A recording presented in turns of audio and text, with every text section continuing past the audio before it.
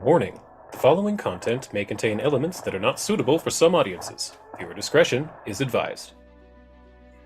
Welcome back to the Bard's Playhouse Presents Tales from Shadow Valley, Season 4, Episode 1, Viridian Legacy. Thank you so much for joining us. Now let's bring in our wonderful cast. We have Eldritch as Khan, the Bloody Rizzolo. Always great to be here for new stories, new beginnings. Shane as Umbromancer Zavid. I'm muted temporarily for my baby's sake, but I'm here! Yes, and Elliot as Reese Guiltleaf, the Heartseeker. I was gonna wear a wig today, but then it decided a snowstorm. As always, I'm Lumpy Bronzearm, I'll be your DM for today. Last season, Lux Et Umbra returned to Druma from the Orklands of Belkzen. Having rescued Mythanar Arion from his long servitude in the north, a rest was in order. Khan had discovered a new friend in her laboratory, a six-legged rat she named Pipette, who began to whisper secrets and magic in her ear. Reese, ever this free spirit, seems to have been struck by the wiles of Prince Mythanar. He liked it, so he put a ring of sending on it. On their way south to Etran's Folly, Zavid noticed strange occurrences along the road. Magic gone weird, new casters popping up out of nowhere, and arcane ley lines ripping open to form dangerous rifts in the wilds. After reuniting with their kobold friends at Shadow Valley, Lux Et Umbra introduced Reese and Frag to the people of Etran's Folly. The townsfolk were instantly welcoming to the newest members of the village. Deep under Shadow Valley, Zavid revealed his plan, and something a bit more grisly. He had kept the head of Ilkana Alanor, White Mother of Isker, preserved in a magical jar. The enchantments upon the container were weak and offered little control over the Banshee Queen, but that is where Reese, Khan, and Frag came in. Utilizing their disparate skills in medicine, crafting, negatronic technology, and necromancy, Lux Et Umbra crafted a brain cylinder for Ilkana as a means to communicate with the now re-undead villain. Gleaning all the information they could from the unwilling mind of Ilkana, Lux Et Umbra set off once more. South they trekked, meeting a few familiar faces and some odd new ones along the way. From the city of Almas, Khan's hometown, it was decided the best way to cross the inner sea inconspicuously would be on Griffinback. Halfway across the great body of water was the capital city of Absalom, a necessary stamp on any tourist's checklist. Having taken in the sights and the sounds, business needed attending. Zavid stood atop a public pulpit and gave a rousing pantheistic sermon warning the people of various faiths of the coming apocalypse. The Conjunction, a rare celestial aligning of the planets in the Galarian system. In 3 months' time, the remaining 4 planets, Verces the Line, Castrovel the Green, Eox the Dead, and Akaton the Red will come into alignment. Thus far, 6 planets are in conjunction, each having a physical effect across the world. Mass hallucinations, booming birth rates in all fauna, schisms forming between and within religions, mages becoming more powerful and unfocused, once permanent sandstorms weakening, and animals becoming more feral. When the time is right, the Dread Cabal, a cataclysmic alliance of mad gods, will take advantage of the chaos to attempt to release Rovagug, the Devourer. But not if Lux Et Umbra has anything to say about it. From Absalom, discretion was far more necessary. Upon magically flying steeds, they ran across the remainder of the sea.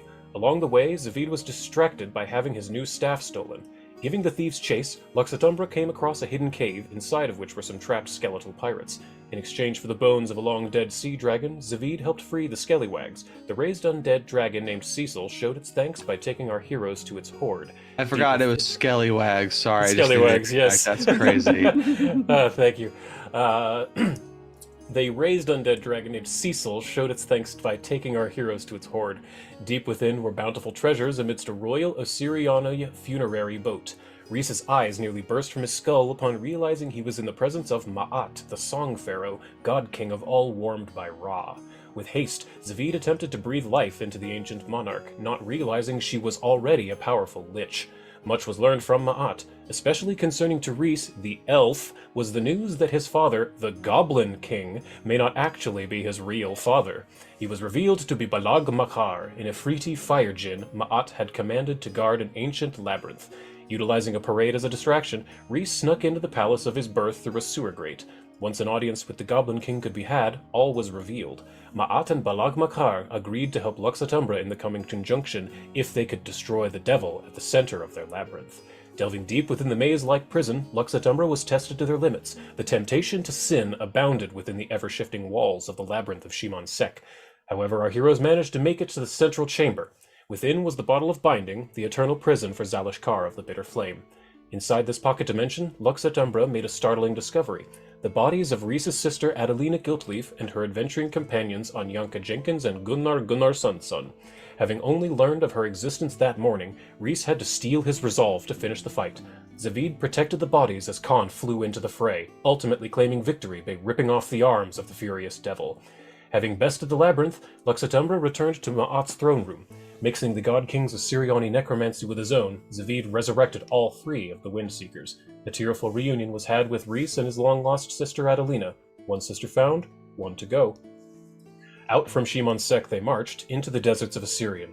The Windseekers knew their airship, the Windseeker, was out there somewhere. Among the sands there lay a ruin surrounded by an ever-weakening sandstorm. Atop its highest peak was an island, chained and trying to escape, where lay the Windseeker.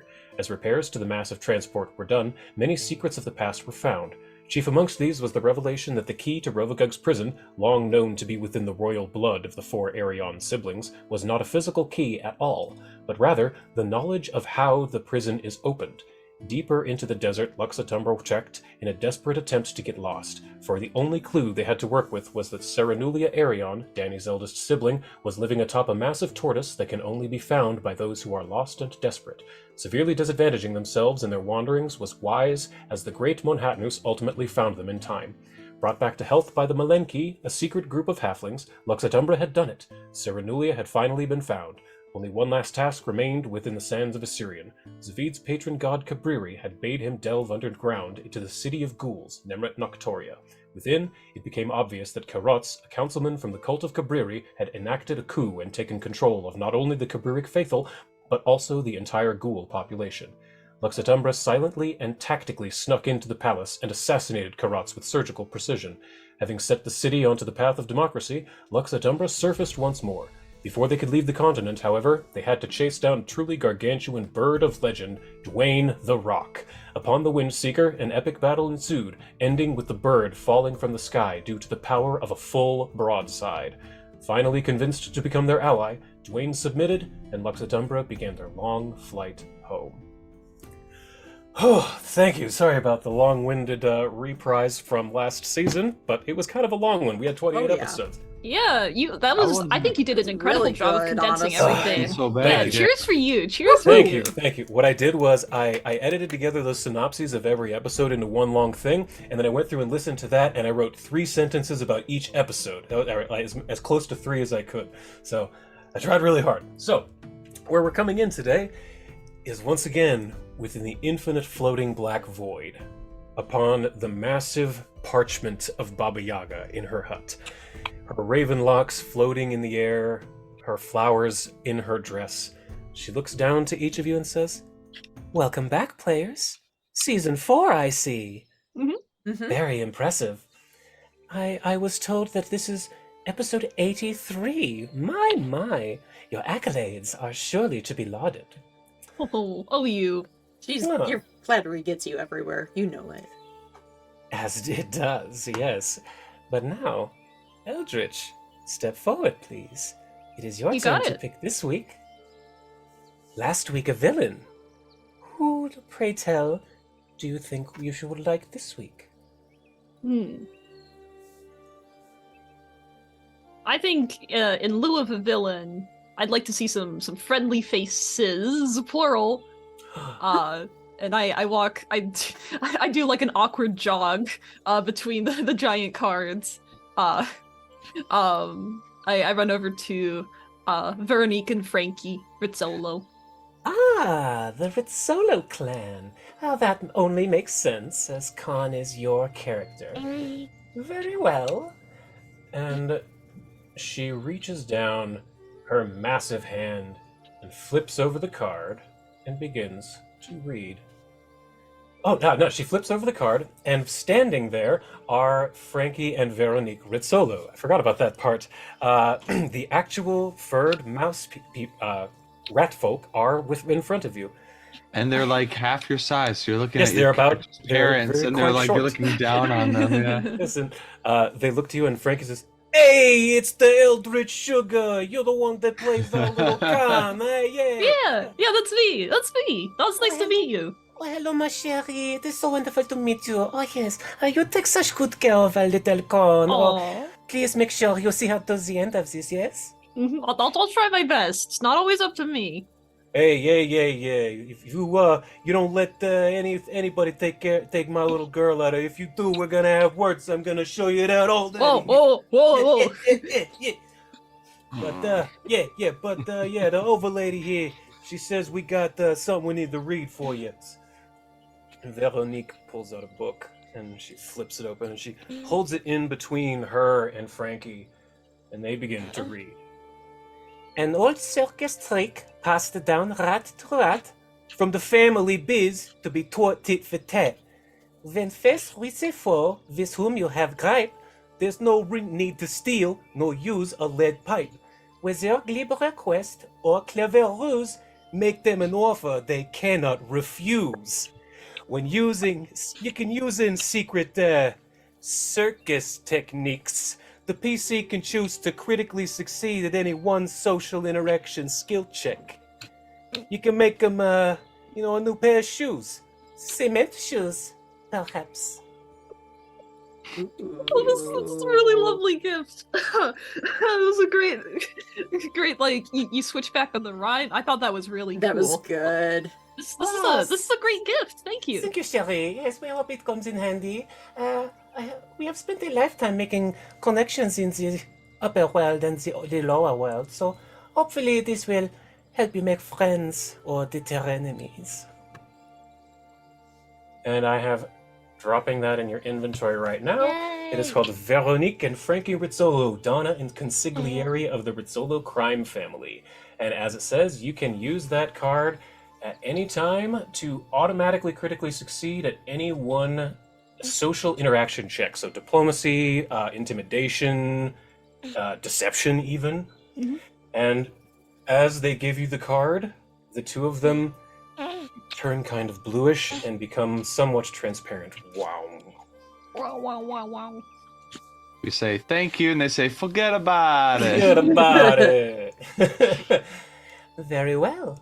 The card has been chosen. Hope you use it wisely. We will see you next time. Ta for now. And Baba Yaga fades into the distance. Excellent. And that's where we come in properly today, upon the back of the Windseeker. You have Lovely. been, yes, you've Home been away flying from home.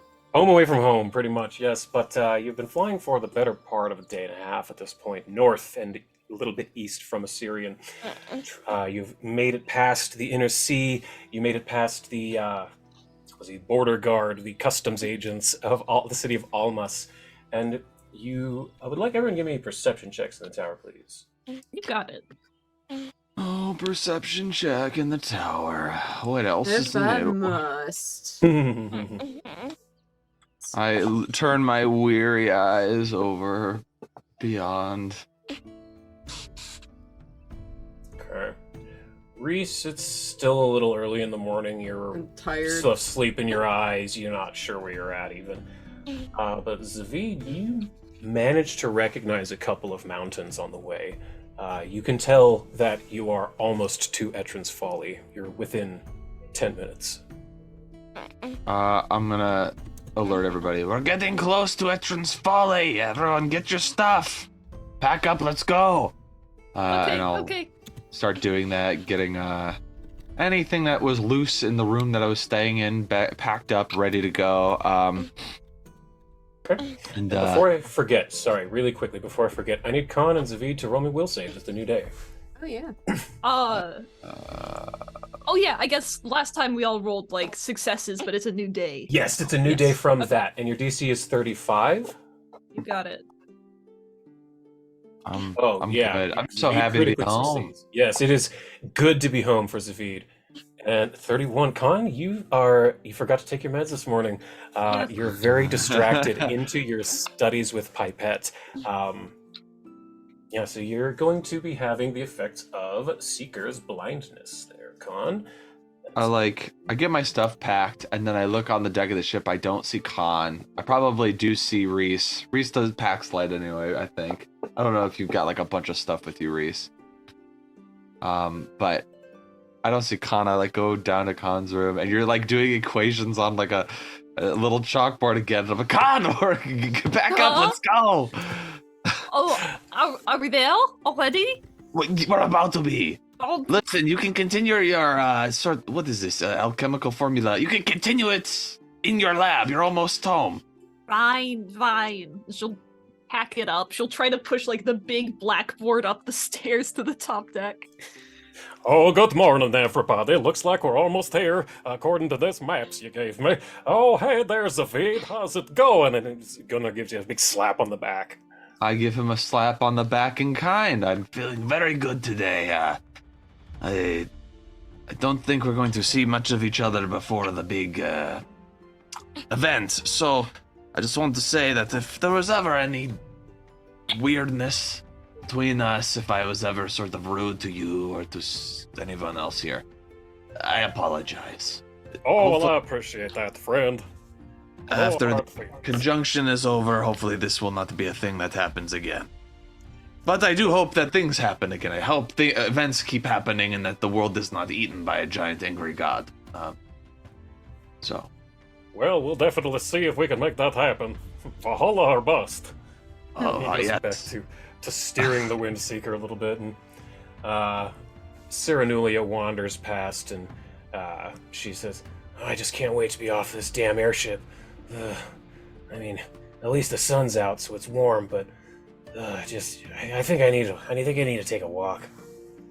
Can I tell if she failed her save or not? Probably you can, yeah, she did. Not critically, but she woke up grumpy. I'm gonna check in with Ceratulia. I want to see what's going on over there. How's things in Druma? I have image for her. So you're using Mork's Condescending with the holophone? No, this is just my connection to my. Oh, yeah.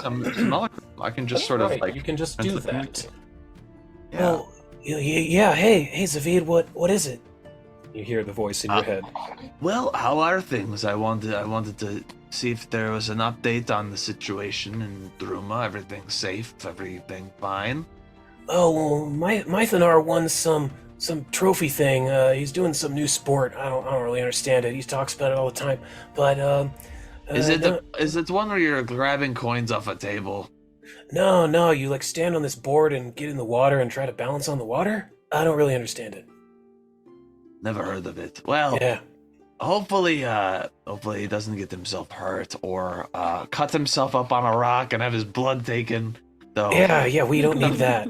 we're sort of opting for the eventual. Anyway, listen, his blood's probably been taken. Is what I'm trying to say. Just keep the course. Let me know if anything happens. We will be seeing you guys soon enough. Yeah, I haven't heard anything from Danny or Grandmother or Eredril. They're still gone. Yeah, that's we Lord Maris were said. able to get in contact with them briefly. They should be fine, but they're gonna be a while. Okay, well, yeah, things seems to be doing good here. The Malenki are fitting in well in Druma, but seeing this many people is different for them. But they'll be all right. That's it. Stay the course. Yeah, Talk you got to you it. later. Bye. Wow. And the thoughts of her leave your mind once more. But yes, eventually you do see, after basically that amount of time, you see the town of Plaguestone come within view. For Khan and Zavid, it is a very welcome sight. Reese, this is slowly becoming a second home for you. Yep. You've kind of always been a wanderer the last several decades, but I'm a wanderer. As we are the Windseekers setting down, I want to get on Rot Trot, and before we actually get into Etrin's Folly, I'll just say to Reese,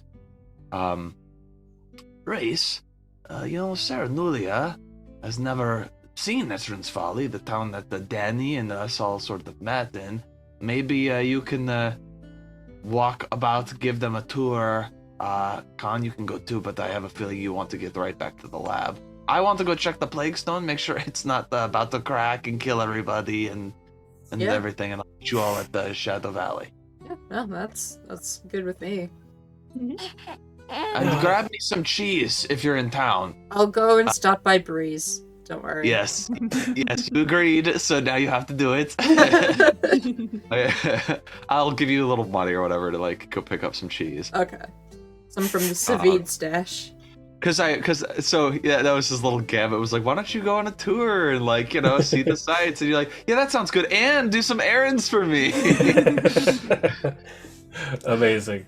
So let's go with Reese first. Are you gonna take you and Saranulia and maybe Adelina, perhaps, your sister? Okay.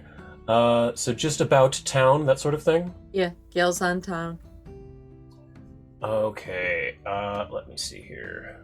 I have to make a couple of changes really fast. There we go. Sure. Talk. Oh, no, wait. Yeah, it would be talking amongst yourself with me. Sorry, let me just fix this map really fast, because that'll be fun. Mm-hmm. No worries. So you're packing up your stuff, getting off of the Windseeker, and Adelina comes to you and says, "Oh, I'm definitely excited to see where everyone is coming from, but you said this is not your home, Reese. You were actually from Shimonsek."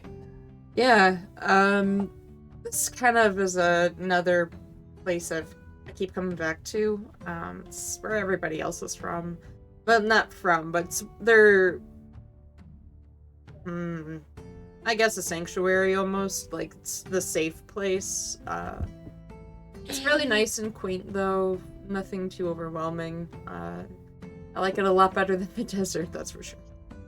Well, it'll be nice to be away from that oppressive sun for once, at least for a little while. Yeah, you haven't seen non-oppressive sun in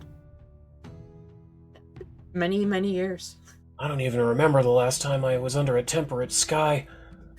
There we go. So you're wandering around the central part of this village. The city has even grown since last you were here. It's been getting ever since Lux Et Umbra's first adventure, saving Tamley Grint's caravan. Trade has been able to come through here. More people have moved in. And you're coming up on the tavern that you have been taken to one time. It's called the Feed Mill. This was where Khan and Zavid took you and Frag the first time you came here, when you met several of the townsfolk. Didn't we try to pull a prank or something? You did. You had Frag kick in the door. Or Zavid had Frag kick in the door, like poof, like a cowboy or something. Pretend to be like a raider or something. But he wanted him to just like open it forcefully, but Frag didn't understand being an android, so he literally like kicked it off and blasted it down off the hinges. Yeah, it was great. Yeah. Let's go hit the tavern first before we go and get cheese and everything else. Yeah, I think I could go with a pint. What do you say, Sarah? Or what do you say, Adelina? Oh, I think maybe too. I'll drink your sorry ass under the table. Let's go, Reese. Oh my god, yeah, let's go. I think is that Anyanka's voice? Anyanka's much more up here. Yeah. There we go. Adelina's a little bit more down here. I should have come up with a different voice for Adelina, but it's just much more of a lower voice. A lot of Scots on this crew. A lot of Scots on this crew, yeah. Mm-hmm. Well, being around each other, they probably picked up on each other's accents. Oh, so. that's sweet. That's my headcanon. Yeah. So let's see. So you can go ahead and I'll move that for you. Just I'm trying to imagine Gunnar like just looking at them talking to each other and them getting into more and more Scottish like slang and lexicon, just like. And it's just like this lots of like, and he's like, "Are they speaking common? I don't quite understand."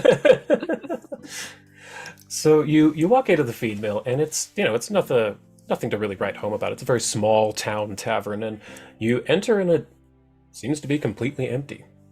No people. There's a fire in the hearth, and their candles are lit, but no one behind the bar, no patrons at the bar or the tables.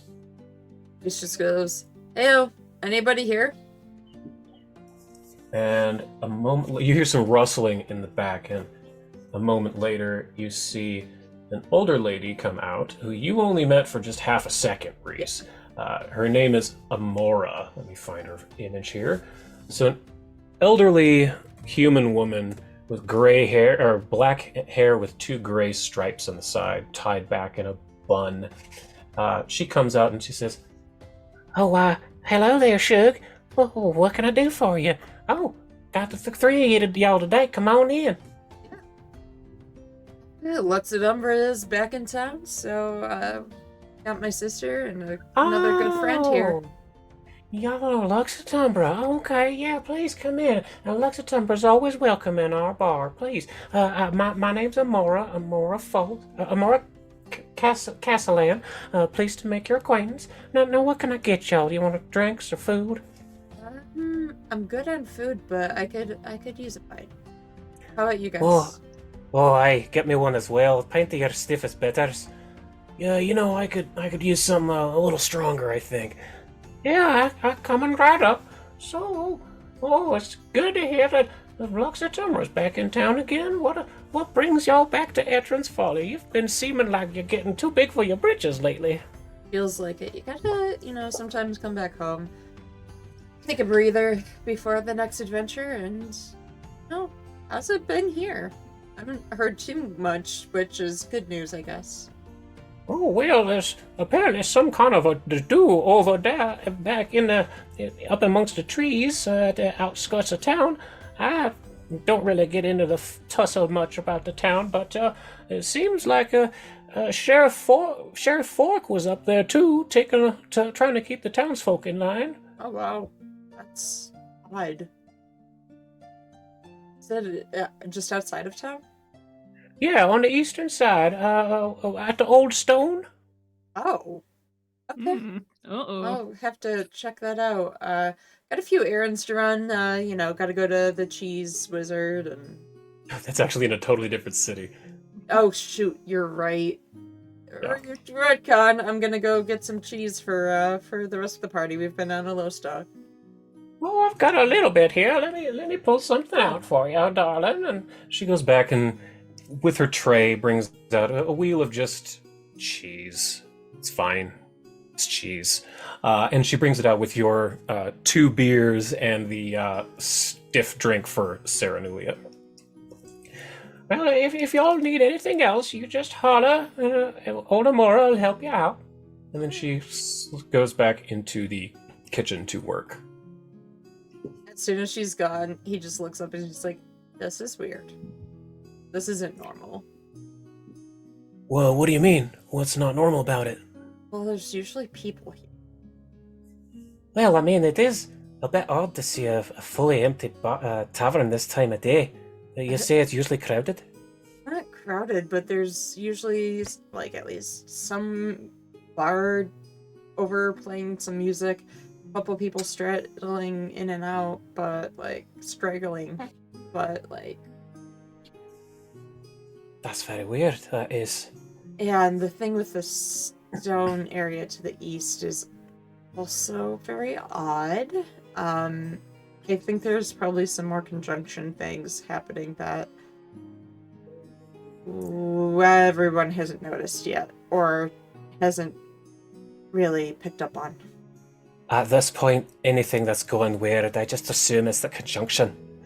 It's hard to keep track of all those different planets. I don't know how Zavid does it. I mean, the pamphlets help, and she pulls out one of the pamphlets and she's just flipping through it. But, like, I can't keep it all straight. This stuff is just nonsense. Saren Ray is the sun. That's all you need.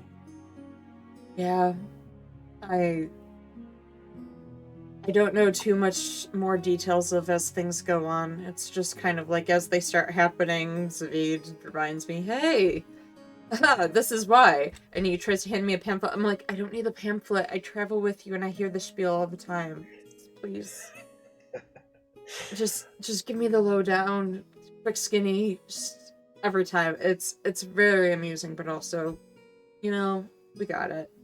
We'll know the tales by heart soon enough. Yeah, pretty much. Don't know what comes next in the conjunction, but people acting weird by that stone is not really great. If you'd like, you can roll a religion check in the tower to see if you remember which comes next, because it's a fact that you all know, but not you specifically. You can't remember which one is next. Yeah. I have no idea. Maybe Sarah. Let's check The her. one that kills all the little towns. All the small towns die Nope. out. Sarah cannot remember either, and Adelina's not trained in religion. She won't know. No. Yeah, I can't remember either. Zavid said it, I know, but there's like 20 of them. Which you know is an incorrect number of Yeah. planets. Yeah, I mean, not that far off. It's more than 10. It's a lot, yeah. it's a lot. Good estimation. But, Right. Well, this cheese will do for now for Safid, I guess. That boil eat anything. I think he'll be just fine with that whale there. Yeah, Just- it's not the premium cheese wizard stuff, but it'll do. Alright, well, what do you say we get this done and see what's up with that stone? and Sarah just sculls the rest of her whiskey and sets it down. You hear the clinking of the ice in her cup, her glass. Yeah, Reese tosses back the rest of the pint and stands Okay. up. Goes. I think this is where I'm going to switch over to Con. I'm gonna be right back. You go for it. You're good. So, Con, you, after getting off of the Windseeker, take off up the road. It's a bit of a walk to the east, but eventually you come up to the giant gate of Shadow Valley. It is closed. From that vantage point, you cannot tell whether or not it is locked.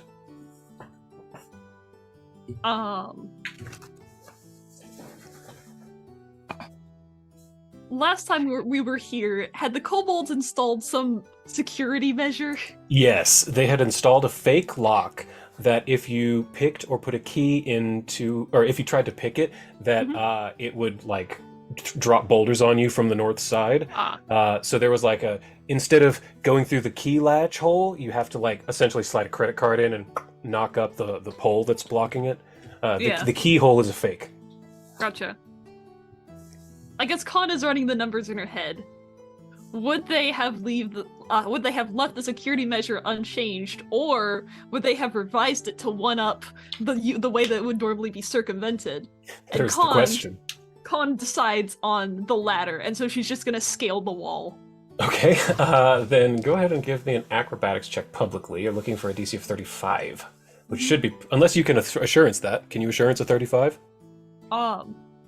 Oh, absolutely. I can assurance a 38. Yes, so, jeez. Then yes, you, without rolling, are able to climb up the wall in whichever direction you like. So yeah, north or south, you can scale it. Yeah. North, let's go. Okay, so it's quite easy on the northern side because of all of the branches and leaves and vines that have been growing out of there ever since Dirge first planted his Entshard, that tree that you got in the ages and ages ago, like level 4 or 5, I think. Yeah. And you manage to get up the gate, and you look down, and there are chili peppers, frostberry bushes, as you remembered from last time. The kobolds are pretty much subsist on a diet exclusively of those, just a couple of things, those of chief amongst them. But you do also see that the gate, the I don't know what that thing is called, the clapper hand, the bar that goes across the gate Yeah, to lock it. I know what you're talking about. The bar big wooden thing. Bar. The big wooden bar. I can't remember what that's called for the life of me, but it is open. So I the think gate it's is just a actually bar. Like bar it's the just- gates. Right? Oh yeah, bar the gate. Yeah, you're right. It's Yeah. just a bar. Okay, so the bar is up, meaning the gate is very much unlocked. She'll have to talk to them about their lax security measures. She, notes it in her mind and wades through the chili pepper plants to get to the main road. It itches your nose, but nothing you need to roll any rolls for. It's quiet. Give me a perception check in the tower. Too quiet. Almost It's a little too too quiet. quiet. Yes. It's almost too quiet. Yeah. Oh, I guess it could have been public, but in the tower. No, that's fine. Yeah. This creates more mystique. From inside, you hear the chiming of a clock, which is weird because you don't have a clock. Ding, Ding. ding, Yeah. ding. Ding dong, ding dong. Yeah, ding, Connell. dong, ding dong. Very that. She'll, she'll go to the main entrance and Okay. try the door. It is Hello? again also unlocked. Oh God. Hello? You open the door to the main hallway, and you see that the only main thing that is unchanged is the giant grandfather clock from Rosemary and Thyme, the two halfling women who you helped with you home aloned their shop That's to help right. her nephew not fall prey to a gang of ruffians. They Mhm. delivered the grandfather clock that you requested. So nothing bad. It's just in Yeah, the situation, it's a little it was a little unnerving. ominous. Standing in the Yeah. center of the room like it's some sort of omen, which is very Not scary. it's not in the center. It's difficult to get the perspective right. It's over near the rounded Okay. edge. It's against the I- round wall. Yeah. Okay, But that's not it's a so bad. It's But difficult the to idea get the that it's perspective. in the middle of the room right as you open the door, like your time has come. Yeah, that would be scary. No, it's a No benign, dolls for you. just a grandfather clock that you had requested from Rosemary and Thyme, the willow blossoms. Mhm. But I yes, have there's completely forgotten the names of all the kobolds. the kobolds, Brick, Fork, Sugar Wanter, and Jimothy. I'm gonna write them down. Here, Brick, I'll put them. fork, Brick, Fork, sugar, Jimothy. wanter, Yeah. and Jimothy. And Jimothy was the one that was kind of training under Khan. Yes, Right? Jimothy is the alchemist who basically lives in the basement. Yeah. So I guess she's gonna call out like, "Hello, it's Khan. This is my house. Hello, kobolds. You don't hear any of the Sugar Wantel? kobolds, Are you there?" but a few minutes later you hear as Bubbles comes in the room. Bubbles! Oh, you terrifying homunculus, you! She squishes his cheeks. Yeah, Bubbles seems very excited to see you. What But have you been making? What have you been making in here? pulls out a bowl of stew, and it appears that it's actually gotten better. It smells good. It's hot stew. She'll she'll give it a taste. Her ears will perk up and, oh, this is nice. It's fine. Yeah, It's not good, but it's not bad. It's fine. yeah, better than maybe she was expecting. Yeah, definitely better than she was expecting. That's for sure. But yeah, Bubbles doesn't. No one else responds. Just Bubbles excited to show you its stew. Yeah. Is there anyone else in the house? Hello. No. Oh. Well, where could they have gone? Hello. Khan is gonna go back outside and check the temple to the dragons. It The is temple to Saren Ray. Saren Ray, the Dawn Dragon. Yes. Yeah. It is basically the walls are covered in more mosaics to kobolds, dragons, fire, the sun, things of that nature. It's just more of the same. I don't have any good examples to show you, but it's just again more of the same, just more of it. Iconography, religious stuff. It's clear that they're refining their dogma, and they're making a cult. It's getting deeper into the cult stuff. But yeah, there's... Am I gonna go to like the basement and like there's gonna be like 30 kobolds all listening to a sermon? Maybe, but they are not in here. Yeah. Yeah, Khan is just gonna look from place to place, kind of throwing caution to the wind, and is just kind of Okay. barging in. That's You don't what she's gonna be doing. I The only guess thing- Shane just stepped away, but He did. Yeah, I'm The here. only thing- My Okay. baby is probably pooping. I need to let her finish before I change her Gotcha. diaper, but I'm still Oh, yeah. here. Got it. So the only thing you see that's kind of out of place is in the room just south of you, there is a large wooden crate that has Zavid's name on it. It's got a little card that has Zavid, Shadow Valley, then Etrin's Folly, whatever the address is. And then the return address is Bree the Cheese Wizard, Absalom. she like sniffs the air and It's thinks, cheese. "No, I'm not going to open it. Zavid would be mad. I'm There's just going to leave it." absolutely delicious Cheese Wizard cheese in there. A few like drops of drool kind of hit the ground, plip plap, but she fights off her better instinct. Okay, but that's the only thing out of place in this room. Yeah. Khan is not going to check Zavid's secret laboratory. It is very booby-trapped. You should not Yes. do that. Yeah. So she'll check out her basement, her laboratory. Great. Let the one boobies we moment. desire. Let me drop you on this. There's booby map. traps and then there's booby traps. Okay, here you go. There's the new map. So you descend the spiral staircase deep into the mountain, and you come into your laboratory, which is a very familiar, very comforting sight. Clearly, Jimothy's been using it, but you knew that. Yeah. There's bottles, there's flasks, chemicals. It smells very acrid in here, but nothing seems to be necessarily out of place. Jimothy! Hello! Nothing. Give me a perception check in the tower, please. You got it. I don't like this. I don't like this. This is not exactly, welcoming back for your boss, as it will. DM pro tip: just have your characters walk around and find nothing. It is working. It's unnerving. It is Yeah. very unnerving. Nothing when you expect to find something is bad. Yeah. You do find something on your lab table, and it's even there, like 2 squares south of where you're at right now. There's a letter. With It's a wax just the letter seal on B. it. The letter of the day. You turn towards the camera. B. Ah! Ah. B, as in bomb. For Bob. Oh no. Wait, hold on. Why is that taking forever to load? Yeah. I'm on Is the it edge of still my not seat. loading? It still is not It- loaded. It's says- all. Oh, yeah, it's black. not even important. It's literally just an envelope image. Oh. Like it's you can even close it. It's nothing. Okay. Okay. So, yeah, do you open it? Yes. Okay, I'm gonna She link throws. this. She doesn't even check to see if there's a trap underneath. Mhm, She mhm. just goes for it. She wants answers. Okay. Ooh, hate that Link side. that in chat.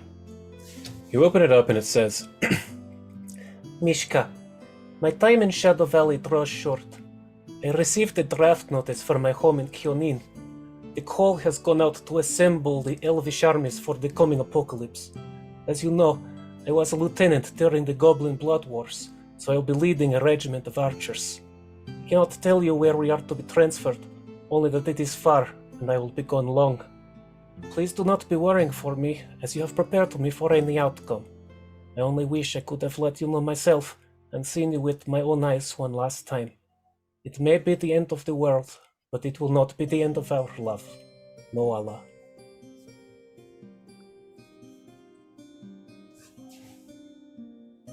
Khan holds the letter to her chest. Oh, The yearning. The yearning. oh, oh. "Welcome to season 4.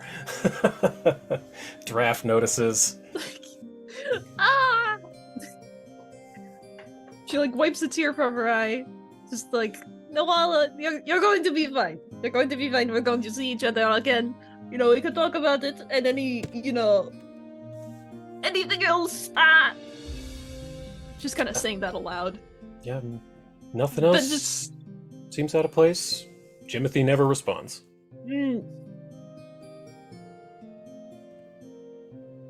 Or any of the kobolds. Yeah, I think Khan is just gonna wait for folks to get here. So she'll kind of angrily keep walking around the house until she hears Sure. something. The Then we only can cut to other someone thing, else. sure. The only other thing that you notice that seems different is you can see it on the map here in the east. The kobolds have greatly expanded their mushroom farm to encompass the entire southern cave room.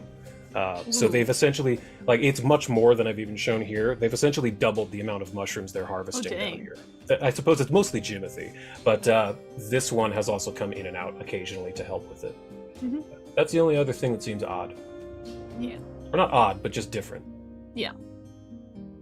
Maybe, who knows? Maybe they would be at the Plague Stone. Or maybe, who knows? Who knows?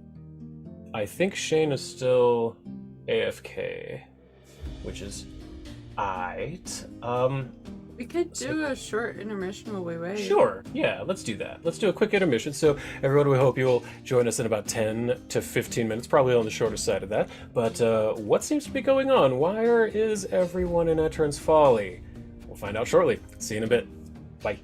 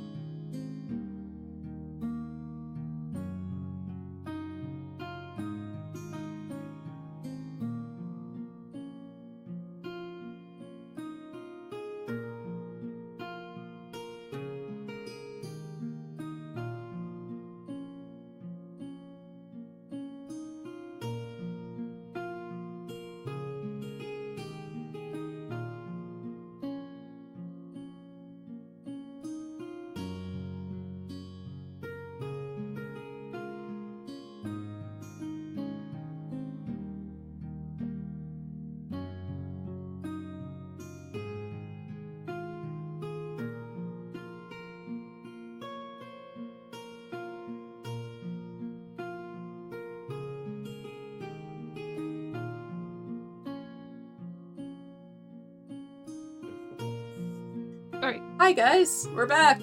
Hey, welcome back, everybody. Thanks for joining us. We're back from our intermission. Where last we left off, Lux Et Umbra had returned triumphantly to the Etran's Folly and Shadow Valley.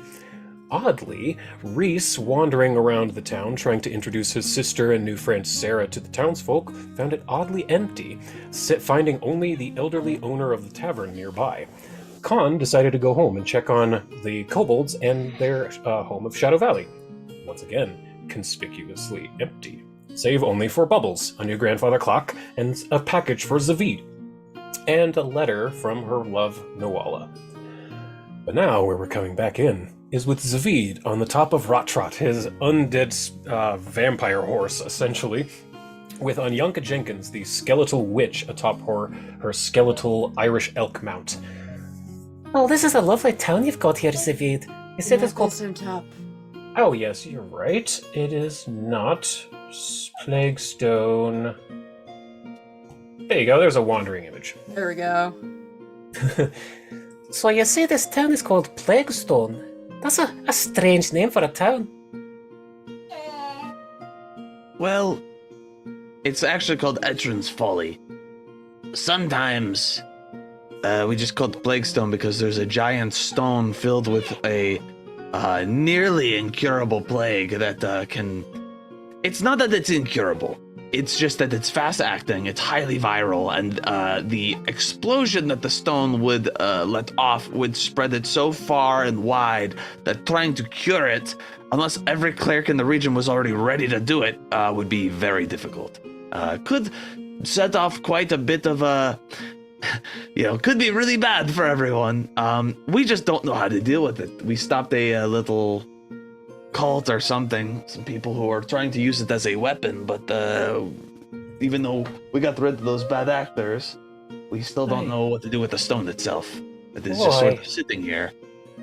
Understood. That's definitely not a good thing you want sitting at the side of town. Especially not... I mean, it doesn't seem like there's many children in this place, but you definitely don't want something like that sitting around, yeah?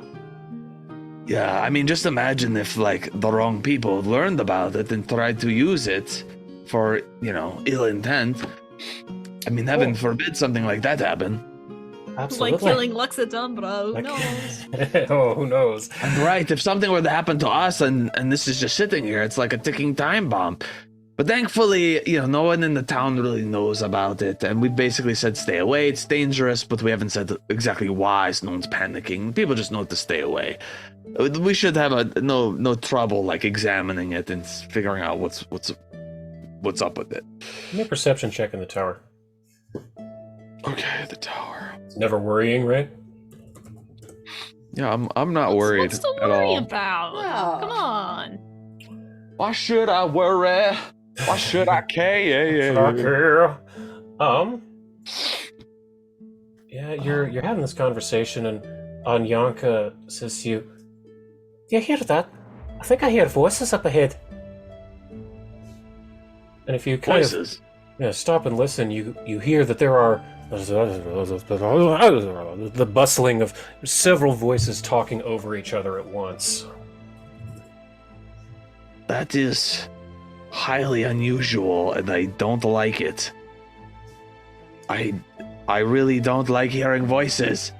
And and now I'm searching, where is this coming from and why? It's coming from the direction of the Plague Stone.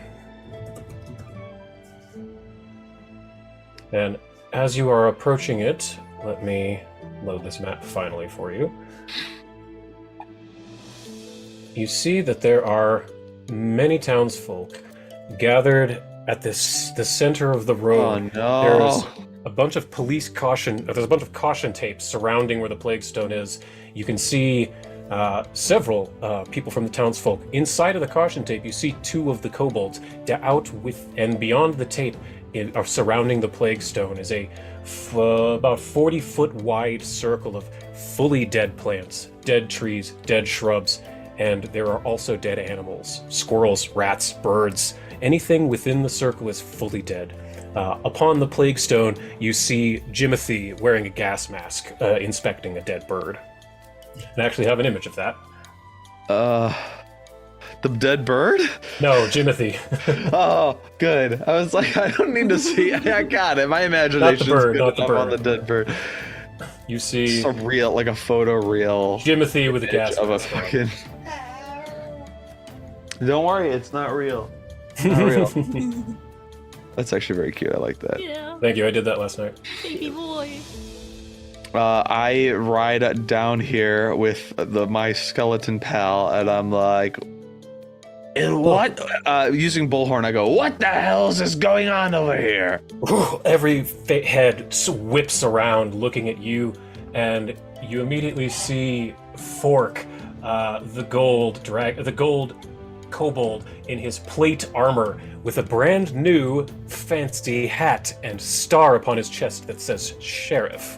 He looks to you and says, Ah, Zavid, you're finally back! Oh, thanks, Saren Ray. Things have been crazy the last 24 hours. Please, get in here. I don't question the fact that I get to go behind the caution tape. I feel like an investigator at a crime scene. I feel very good about myself. And then I wave in on Yank. I'm like, forensic investigator. She's with me. And I bring her in. all of the townsfolk are just kind of horrified that a literal skeleton with a skeleton mount just walked in here with you. But they know that they're with you, so... I look to the townsfolk and I'm like, Guys, if you only knew the stuff that I've been up to recently, this is the least of your worries. I'll hop off Rot Trot and I'll be like, all right, I'll like wave Anyanka over this way, so we're a little bit away from people, and be like, all right, like fill us in. What's going on? Ah, okay, well, we heard from this hunter, who's that guy over there. And he points to at the far east, there's a human man with a bit of a bucket hat on. He's got a beard with no mustache, who you might recognize. Yes, you recognize him as Devin I McAllister. recognize this guy, Mr. McAllister. You Should never got left him home alone. Yeah, him and his brother got into a theological fight because they both failed their triaxis save, and you Oh, that's kind right, of you kind of yeah. talked them both down. But Fork points over to remember Devin that. McAllister and says, That hunter over there, he was the first to notice it. He was tracking a deer through the woods, and he came across this. We don't really know what to make of it. Jimothy's, looking through all his poisons, trying to figure something out. I've got Brick out in the forest looking for any other clues. I'm just trying to keep peace here, and we've got Sugar Wanter there talking to the mayor. Okay. I look over. I see the different people sort of milling about. I see this one just kind of standing there. I'm gonna say, could you bring this one to us? By the way, that is their name. It is this one. Oh, sure. I'll go grab her. and Sugar Wanter knows everyone in town. She's a social butterfly. She zooms over to this one and brings her in under the tape, and this one comes up to you and says, Yes, how can this one help? That's a little different. I remember that voice being like, This "Hello." one.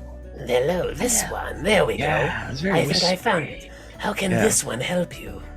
You are I correct. said, I say to it, I'm like, You've been here in our absence and have been sort of observing the goings on from maybe a different perspective than the kobolds.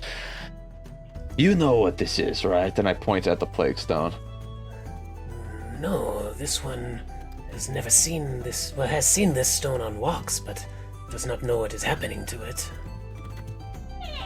All right. You are maybe one of the smarter people residing in town. Thank Even you. though you are more of a collective of beings in the sort of like collective mind, but I consider you a people.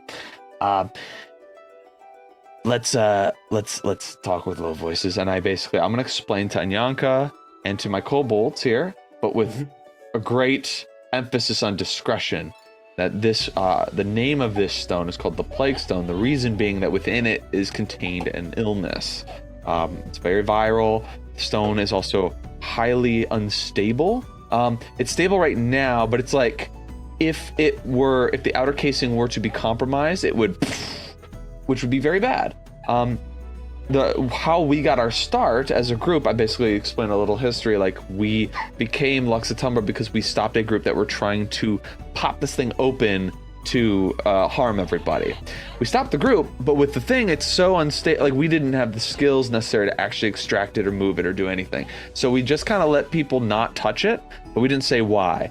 Now that there's, it seems like it's starting to leak, and people are now got their eyes focused on it. I'm gonna need Sugar Wanter, now that she knows the truth, to work with our Jimothy here, who's also probably learning some stuff. Spin something that people are going to realize, like, that this isn't anything that they need to stop their daily lives over, and they don't need to worry about it, but it is dangerous to get near it, and that they should stay back, but they can go back to town. And in the meantime, I'm going to be on speakerphone this whole explanation, so that by proxy, you two understand where I'm at and what's going on. All of the townsfolk are gathered, so I'm like kind of just enunciating certain details so that the two of you are like, oh, okay, so everyone's by the plague stone. And I'm telling, and I'll even like name the people who are here with me, and I do it in a way that to them probably sounds kind of weird. Like, Anyanka's like, I know my name. I've been with you this whole time, but I'm like saying it out loud just so you guys know that I'm with her and everybody else here, to help paint the picture without actually just addressing you and telling you separately. Yeah. Yeah, Reese is kind of like, all right, yep, figured that was the case. This is not great. Alright, I will drop you all on the map then. Give me 1 second. Con, you would be coming from Shadow Valley, so you'd be coming from that direction. And Reese, you'd be coming from Etrin's Folly, so you'd be coming from there. There we go. I've put you two on the map. Do you still have that up? Yes, Con Cool. shows up surfing on the Devil Rats. No way she's gonna run all the way to Flagstone. They more than happily carry you. They form themselves into like one of those royal Egyptian litters and carry you on rat back, but it's made of rats. Reese has been on the way anyway since they've left, so I think they Sure. meet around the same time. Yeah, you'd be able to arrive at basically the same time. Con, you see several people you know walking in. You see Devin McAllister, who seems more dour. He's always kind of a grumpy man, but this is more than grumpy. He seems really kind of steely-eyed today. And you see Belza Flattail, who is the owner of the ramen shop in town here, who seems kind of worried, but more interested in what seems to be happening. And then you know Flonk, good old Flonk. Actually, give me a perception check in the tower at this point. Is he no longer so happy-go-lucky? Or has he gotten better at music? Perception? Perception in the tower, please, yes. Yeah, you notice that, let me see, Flonk looks visibly exhausted. Oh. And then there is Trin Sathern, who you would recognize as the apothecary from town. She is the one in whose alchemy shop you hid Finnick Padley, that goblin who was getting bullied in town. Yes, you hid him in her in the basement of her alchemy shop. And then you see everyone in the center, Zavid, Anyanka, the kobolds, this one. And Reese, coming in, you see two halfling women with a young halfling boy, whom I believe you would have recognized as the Willow Blossom family. Yep. That little boy, Willamar, this guy right here, which, Shane, I think you should recognize that image as well. Yeah, I do. That is the boy who you kind of home aloned out of joining a gang. Yep. Him and his aunties are there as well. Then there's a concerned-looking farmer, and then the Delma, who you, Reese, would know is the normal bartender at the feed mill. Yep. She actually, as you come up, she looks to you and says, Oh, hey there, Reese. It's nice to see you. Glad to see that Lux Et Umbra's back in town. Yeah, I actually was stopping by the feed mill and was shocked you weren't there. So, yeah, great to see you. Well, I was just taking a little bit of break. Heard there was a ruckus over here at the stone. Wanted to see what it was all about. The Sheriff Fork won't let us through, but I'm trying to get a view from here. Honestly, it's probably for the best. The kobolds, they're pretty good about this stuff, so we're gonna take a look. Also, this is my sister and our good friend we picked up along the way. Oh, hi there. Nice to meet y'all. Welcome to Etrin's Folly. I run the feed mill. My name's Delma. Anything you need, just go there and ask. We'll pretend that they're on the map. Then give me a perception check in the tower, Reese. Yep.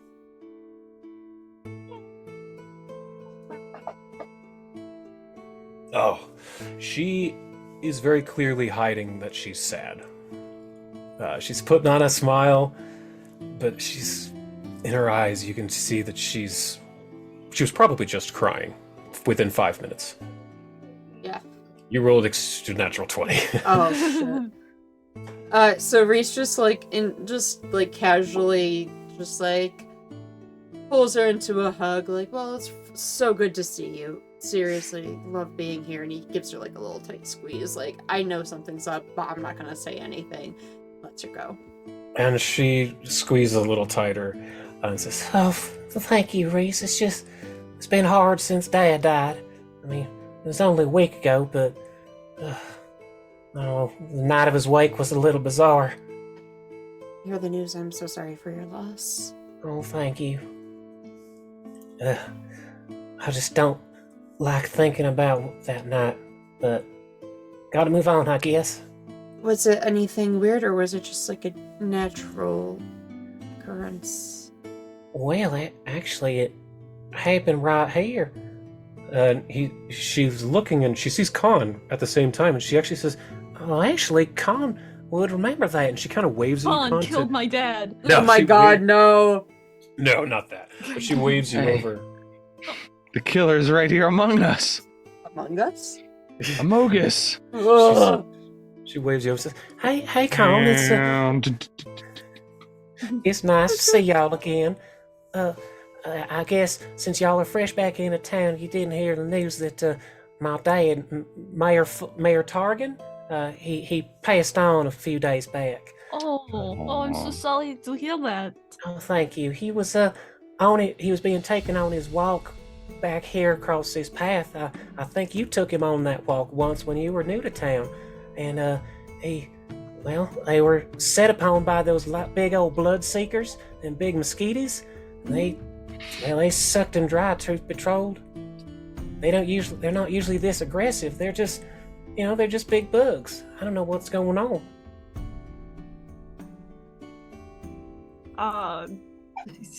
Khan wonders, like, can I blame the planets? Will that absolve her of some grief?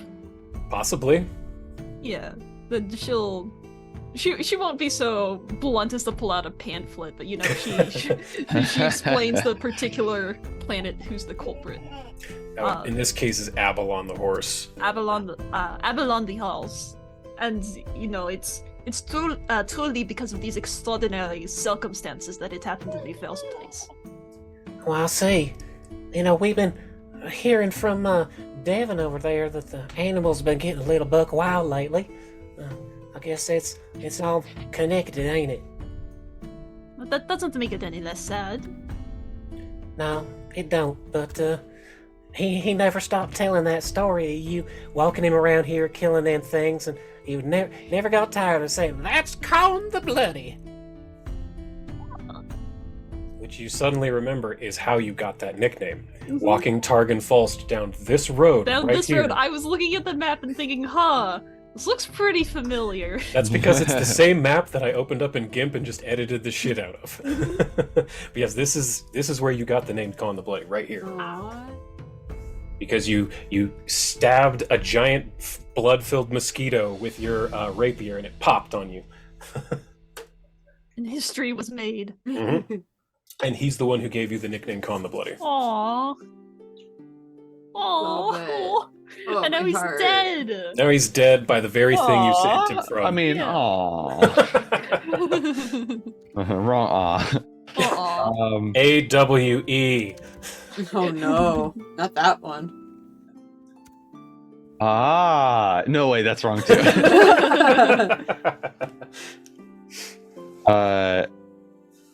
So Mhm.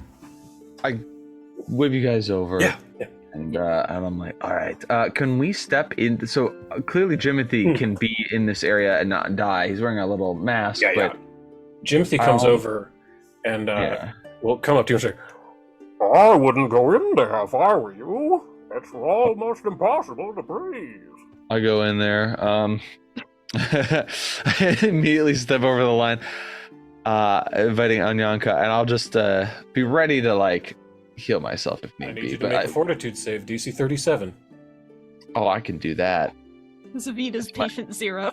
Right. It's my literal like lowest save. Wait, can I get a guidance and another +1 from something else? I don't know, okay. You could have a guidance, that's not quite enough though. Yeah, I don't know. point. I don't know what help I could possibly give. Don't Wait, know. I do get 1 hero point, right? Mm-hmm. All right, Easy. here. You need a nat 12. Okay, There it that'll is. work. Okay, there we go. Yeah, that'll do. All right, So, you step Yeah. into this circle, and you cover your mouth, but you can already feel that it's slicing at the inside of your sinuses and the back of your throat. It's already getting a little harder. You're getting scratchy. And you kind of and spit out, and your spit is getting bloody already. You're not under any actual mechanical effects, but you know this is bad news. Okay, I want to get a good look around this thing and look and examine it. Is it punctured? Is there physical damage? Like, I'm not going to be in here long, but I want to take a moment to see exactly what happened. Why is this thing leaking now? What is causing this to happen? Give me a perception check in the tower. Okay, guidance on this. Get +1. Okay. You're looking around and you find right under part of the stone there's a little hairline crack where it's just this purple liquid is sort of just pooling in a little drip, and it's dripping straight down into the ground, and it has been slowly killing everything in an ever-expanding radius. I see. Okay, hairline. Mhm. Does this hairline crack look like there's any sort of spot that it like got cracked from, like if you were to take a chisel and you do this, it might cause a crack, but there's usually an impact point you can pinpoint. Is there anything Gotcha. like that? It doesn't look like anyone did it on purpose. It just looks... actually, give me a crafting check at the tower. This would be a good time for that. Crafting. Okay.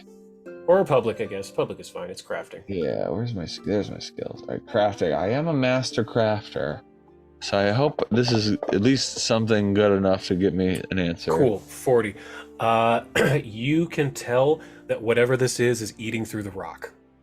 No one did this on purpose. No one's like sabotaging it with a chisel. The stuff inside is slowly eroding away. And if you leave this here, it will eventually... the bottom will break out.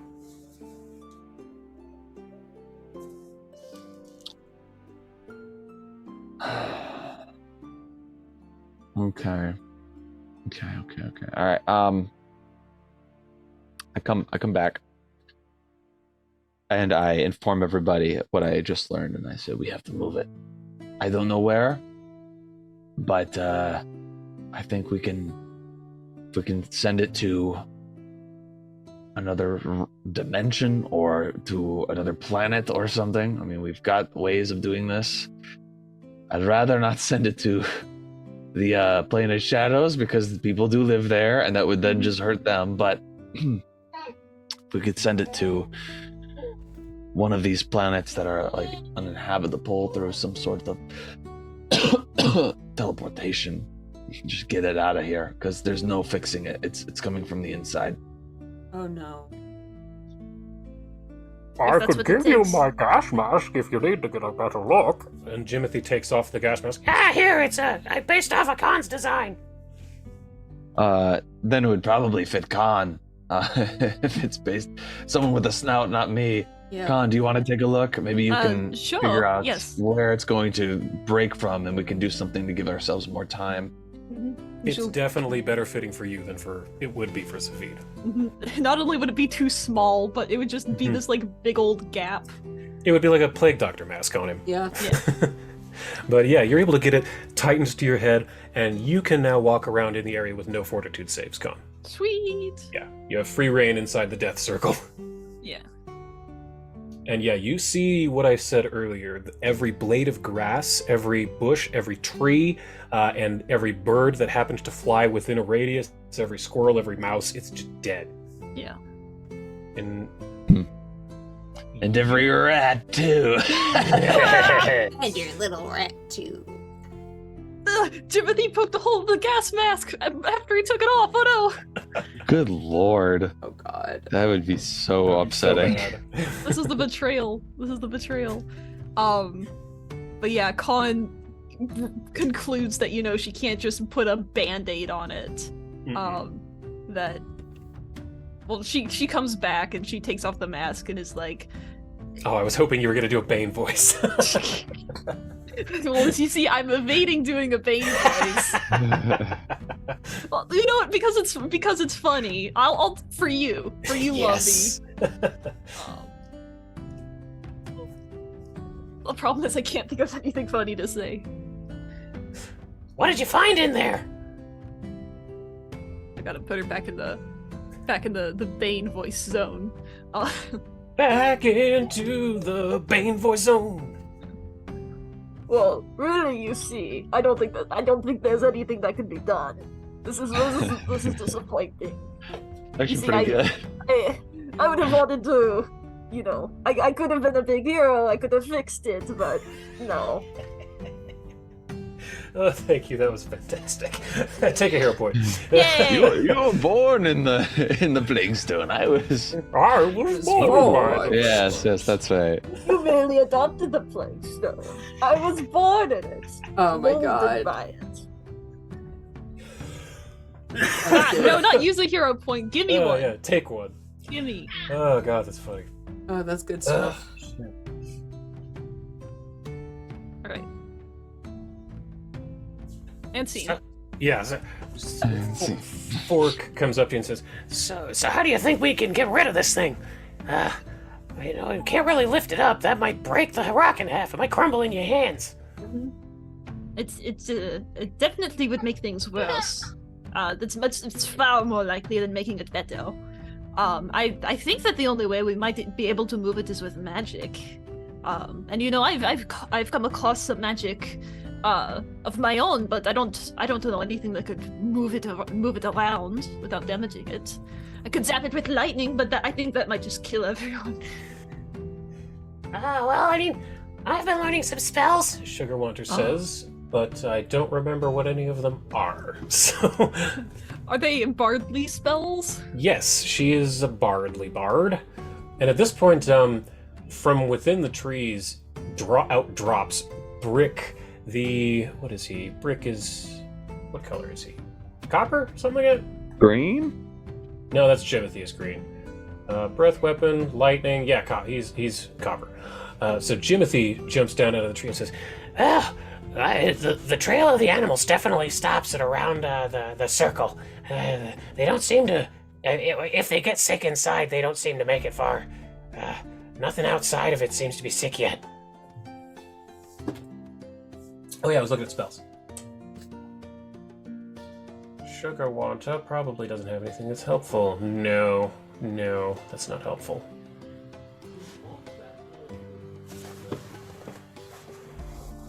So, Zavi, do you have any, weird magic? I know your magic is kind of weird. Oh, I gotta look at what I can actually do here, because I know I can prepare something. I just don't know if I've got planar. That might be in Pathfinder. Planar magic might be a arcane thing and not a divine thing, but I'm not 100% on that. So let me double check. Yeah, I'm looking on Yanka as well, and she doesn't seem to have anything that would be very helpful here either. Yeah. Is Is she this an arcane caster? She is, but she's No. or I think she's primal. Now that I'm thinking about it. Did we know if Yeah, this? primal. Because I remember we learned a lot about the plague. It's like a blood plague thing where it yeah, it's very strange. It's like I have blood. it. So if- is it magical in nature? Give me crafting checks. Anyone who wants to figure it out, because I have it right here. Hell yeah. Why not? Oh. Can I give the aid action? Yes. Yeah, I want to aid Con. because Okay, Yeah. Con, take a +3 total, Nice. and then public crafting. You got it. All right, big money, no whammies. 40. Okay. Oh, that's good. Yeah, Jeez, that's on a more than enough. six, On Lord. a 6. Yeah, that was great. So, you know that this is a take on the Viridian vapor. Vilri is the name of the alchemist who you killed, who was originally crafting this, and it's a different take on that, but it is definitely a disease, a virulent disease. okay. Causes slashing damage inside your lungs until you die. 12d6 for an hour, then 24d6 for an hour, and then you're dead. It kills you so hard you die. Yes, it kills you so hard, you're gonna say, man, I wish it didn't kill me so hard.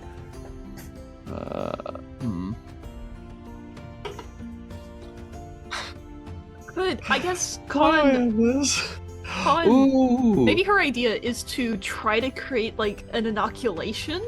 Mm-hmm. Like That actually while interesting. Zavid is working on a way to maybe teleport it out, Con can be working on a plan B on a way to inoculate everyone in case it There does you get go. out. I like it. I like need it. Okay, I need a tuning fork to some place that we don't care about, like the abyss. Or do you say that out loud? I say that out loud. Pipette wriggles out from Khan's cowl and says, I have a way to access other planes. There's You do, don't you? Yes, there's a celestial hallway near my home. If we could somehow, I don't know, transfer it there or put it in some sort of stasis, we were going there anyway. Stasis would be good. I don't know if I have anything that can put this object in stasis, but I would like to send it to a plane that we don't have any allies in. Right now, Hell is an ally, so we don't want to send it there. Definitely But not. But if we could send it to the Abyss or something, I could do that if I just had a tuning fork to that plane. Or any plane where we don't mind screwing over who's there. Then again, it is a disease, and most outsiders are immune to such things, so it might not even bother them. You know what? I'm gonna make a roll for Pipette to see if she can teleport home. Right. Oh, you're growing a lot. Let's see, Arcana. Okay.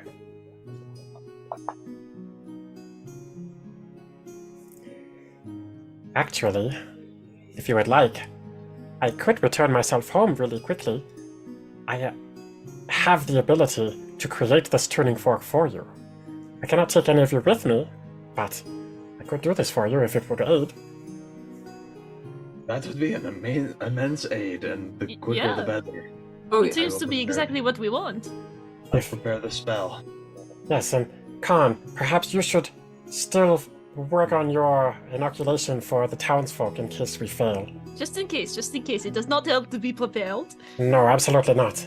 And Pipette wriggles out and onto the ground, says a few incantations, and in a flash is gone. Do the incantations just sound like me me me me me me me? And Khan, for the moment, you can no longer cast spells until Pipette is back. Ooh. She kind of like deflates a little bit. And you can Oh, feel no. it, your power sink Whoa. away from you. Wait, but does that mean that the access or whatever doesn't matter anymore? That's true. Ah. I will accept that. So Good. Let me go thinking. ahead.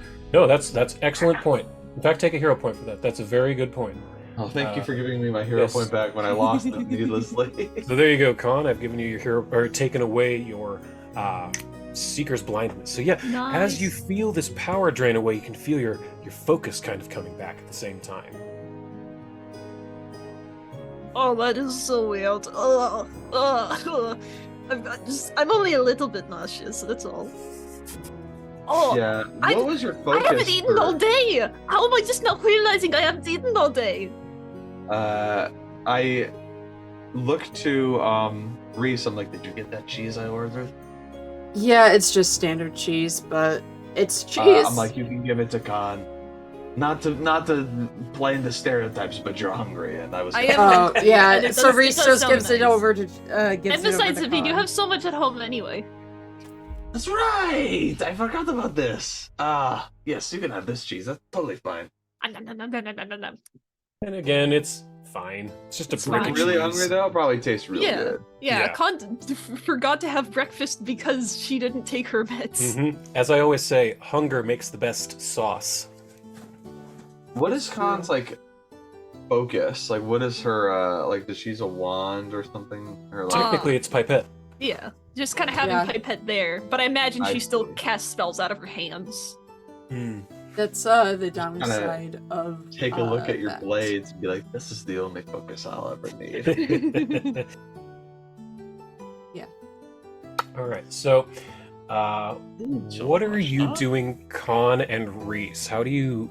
Yeah. Well, Khan, give me a crafting check privately, and you can use whatever bonuses you can come up with between you three. Like you can have an aid check, you can have guidance, whoever wants Yeah. to aid. I think I can aid and aid. guidance. Yeah, I can- Someone aid with medicine. I want someone to aid her with, and because Khan, I don't want you to use crafting. I want you to use medicine. I That can is do very that. fair. I can help. I have a 21 to medicine, so I have not a my 20, insane so bonus. I have a it's 26. you're one better than me. Ah, Okay, Reese critically succeeded.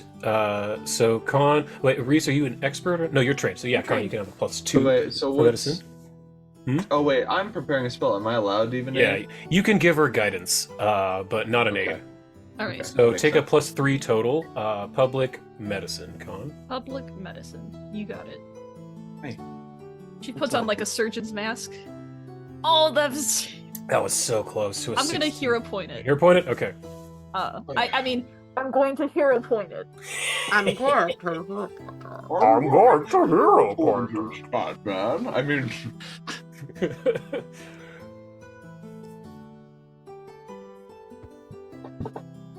That's better. That's That's better. much better. Yeah. That's better. Okay.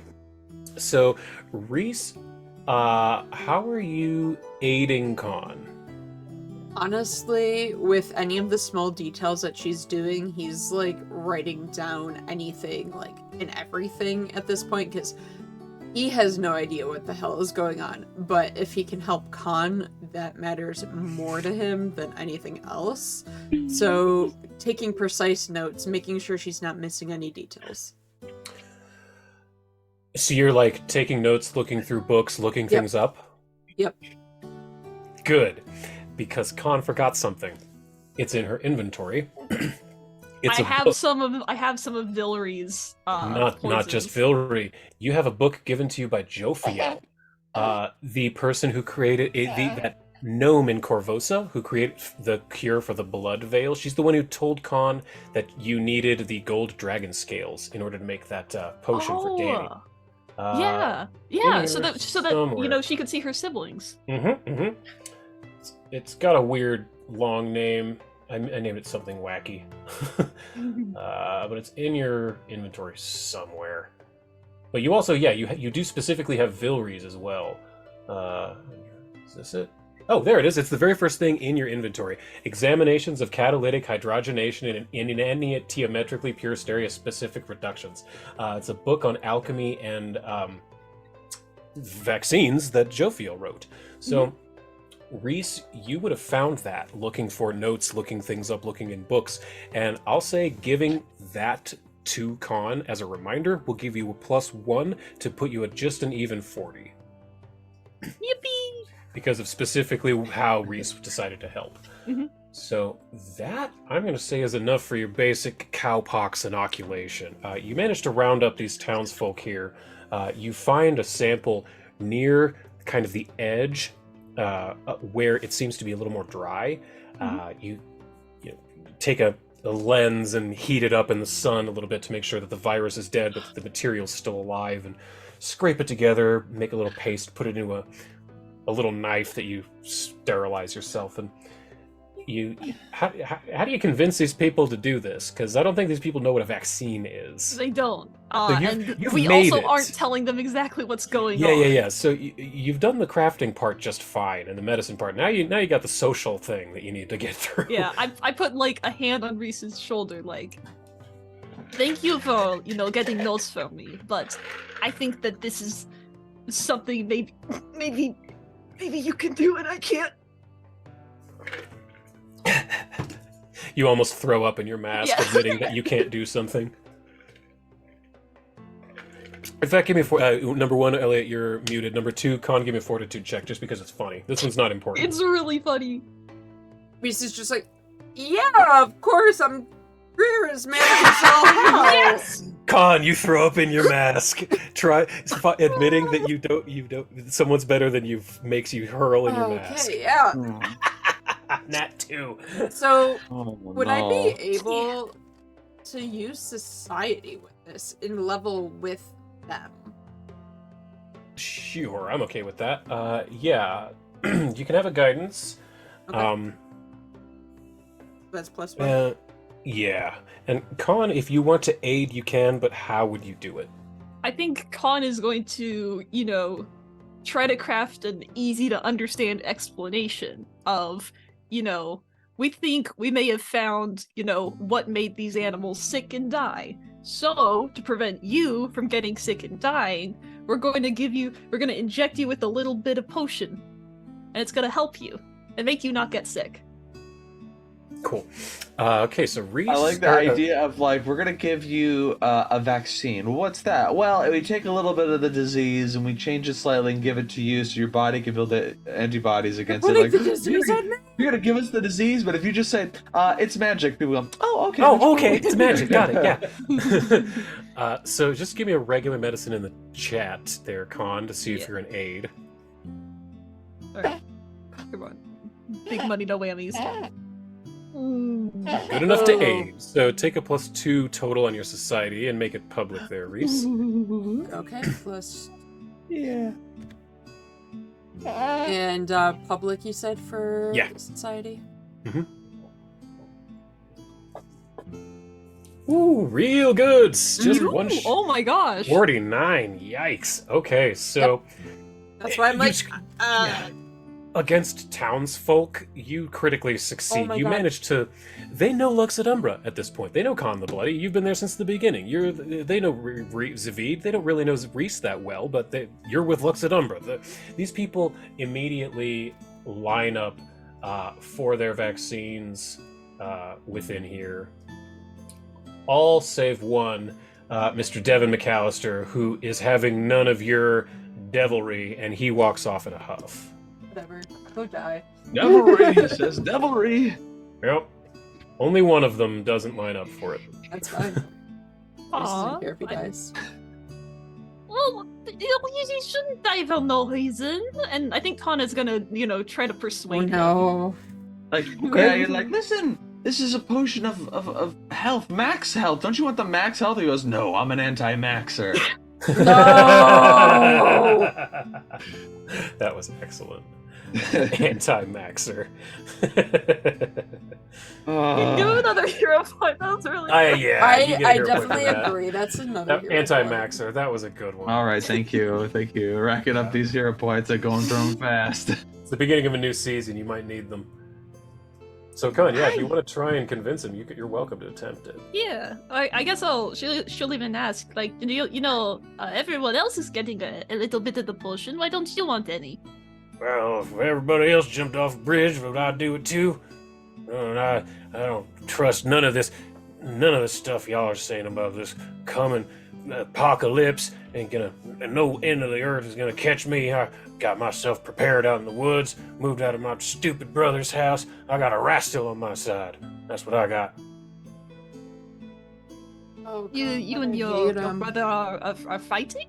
I thought that you were as thick as thieves, Oh, we used to, but he's getting too far into that ghost ray worship for me. I just can't handle it backwards for beliefs of his no more. I've just been, he just needed to get away, and I found this old place out in the woods, this abandoned place, and I just moved right in. and he kind of describes roughly where it's at. And nice. Yeah. It reminds you that it's probably the hideout of Halid, which was the guy who killed Bort, which is the place which, if he moved into that place, that's where you found Zavid. The hole in the ground Mm-hmm. with the dogs. Dogs, yes. Zavi ate one of those dogs. He did. Raw. Hey, they were taking a bite out of me. I just did the same thing back to them. Only It's true. natural. These weren't just like someone's, but this wasn't Fido, some kid's pet. These were rabid dogs that were also starving, and they saw me as food, and I thought the same as them. It's true. It was a situation. Before anybody jumps on my back about killing dogs, all right? It was eat or be eaten. Yes. Yeah, it's dog eat dog. Doggy dog. Doggy dog! Very that. All right, I gotta get another bottle for my baby. I'll be right back. Yeah, for sure. Yeah. The more you talk to this guy, it's kind of becoming clear that he's a very devoutly religious Erastil follower, and it's also becoming clear to you that he's been failing his Triaxis save pretty frequently. He's not only number one. I rolled for all of these characters, and he is the only one to critically fail. But number two, it's been established in the past that he's been failing it before. So this guy is really. It's kind of a vicious cycle. He's kind of spiraling at this point. Every day is bad, so the next one is worse, the next one is worse, that sort of thing.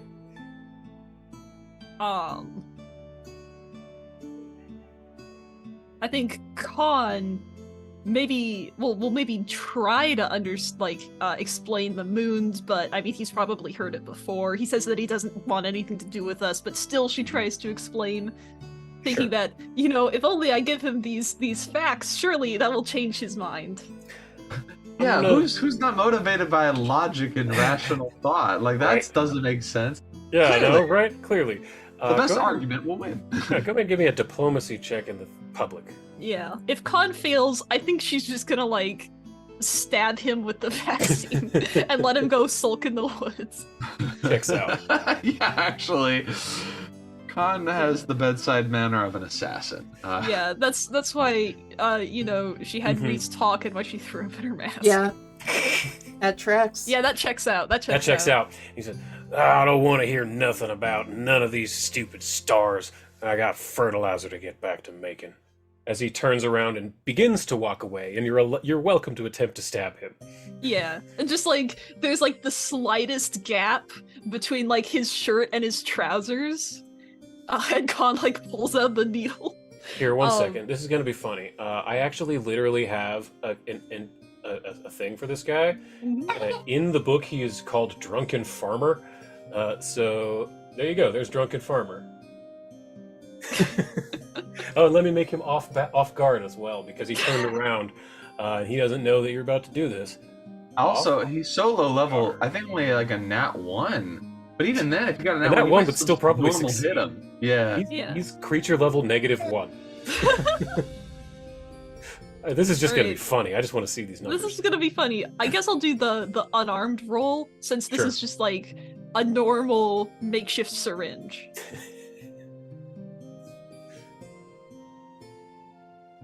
Still 36. Still a critical. 36. Nice. So you critically stab this guy with a syringe. Now roll me a public stealth check to see if maybe he even notices. Okay, stealth. I recently got. Oh, Let's say I got 35 is your DC. 32. so- 32. Ah, what the blazes? But you're fast enough that when he turns around, he looks at you and says, "What in the hell was that?" Must have been a bug. They're around here. They Deception killed the mayor, so look out. Deception check at advantage. Roll it twice.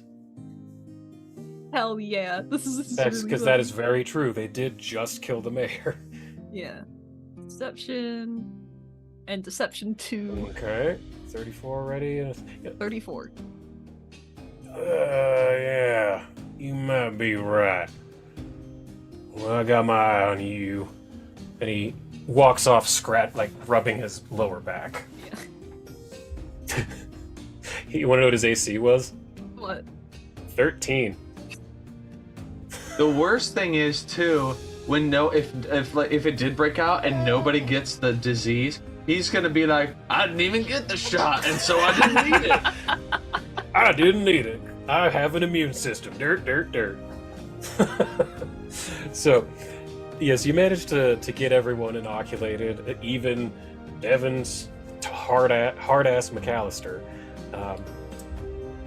So, what do you think we should do with the rest of this at this point? The rest of the inoculation? Yeah, the people. Do we send them home, or I mean, it's probably best. I mean, to get maybe farther away. all right, The worst possible place they could be is right here. Roger. And Fork, with it, he tips his cowboy hat to you in a ma'am kind of way.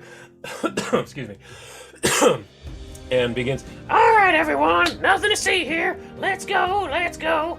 and you can actually almost tell that his accent, he's picking up the Etrin's Folly accent. Aww. None of the other kobolds have, but Sheriff Fork is definitely picking up the accent of I this. love that.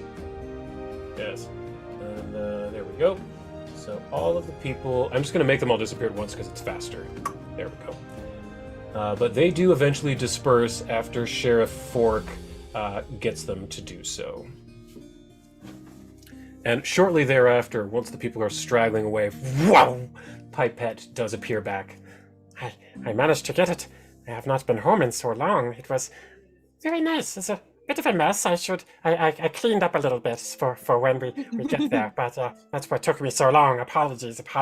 But I went into my hallway and it is still there. My access is there, and I have created this for you, Zavid. And it hands you up a silver tuning fork with whirling, swirling blackness within it. And this one is to the abyss. The abyss, yes. I can't believe you live in the. I can't believe you live in the abyss. That's such a. I don't live in the abyss. I can just go to it. I live on the material it's plane. a system. You've But- got like a metro system that can Yes. take you anywhere. Yeah, it's nice. Precisely, a metro system. Yes. Good infrastructure in the hells, huh? The trains run on time. That's for sure. So I'm going to cast Plane Shift. Ooh. Except, Plane Shift normally can only target creatures at level 7. I'm wondering if I upcast this to 8th level and take a little longer to cast it, which normally casting time's 10 minutes. I mean, if that makes sense, I don't know. Maybe it doesn't take longer. Maybe 10 minutes is still fine, but maybe a higher level allows me to do like an object of this size and just send it to using the fork to the abyss. Of course, yes. Is this a ritual or is it just a spell? This is a spell. Just a spell. Okay, great. It's just normally it's a touch range. I have to touch the plague stone. Bleh. And you then, also have reach spell. No, you don't. Oh, have that's reach right. spell. I do have that. I forgot about it. And then the targets, it's either 1 willing creature or up to 8 willing creatures joining hands. So I'm like, if 8 creatures joining hands is possible, then an object I feel like ought to be. But that's up to you. If No, you want that to seems run the reasonable. rules by written, I can try to figure something else out. No, that seems perfectly reasonable to me. The other argument I was thinking of is that it's a disease, and I know diseases aren't animals, but they are living creatures. So Biological ones. they're 'Cause you can have a biological disease living that's- creatures? Lead poisoning is a disease, but lead's Yeah. not alive. But Yeah. this is an actual disease. So strictly speaking, upcasting it, I would say it counts. But also your argument works. I'm okay with it, especially for an 8th level spell that's particularly high. So what does this look like when you cast it? You've never cast a planar shift spell before. You cast banishment once. Well,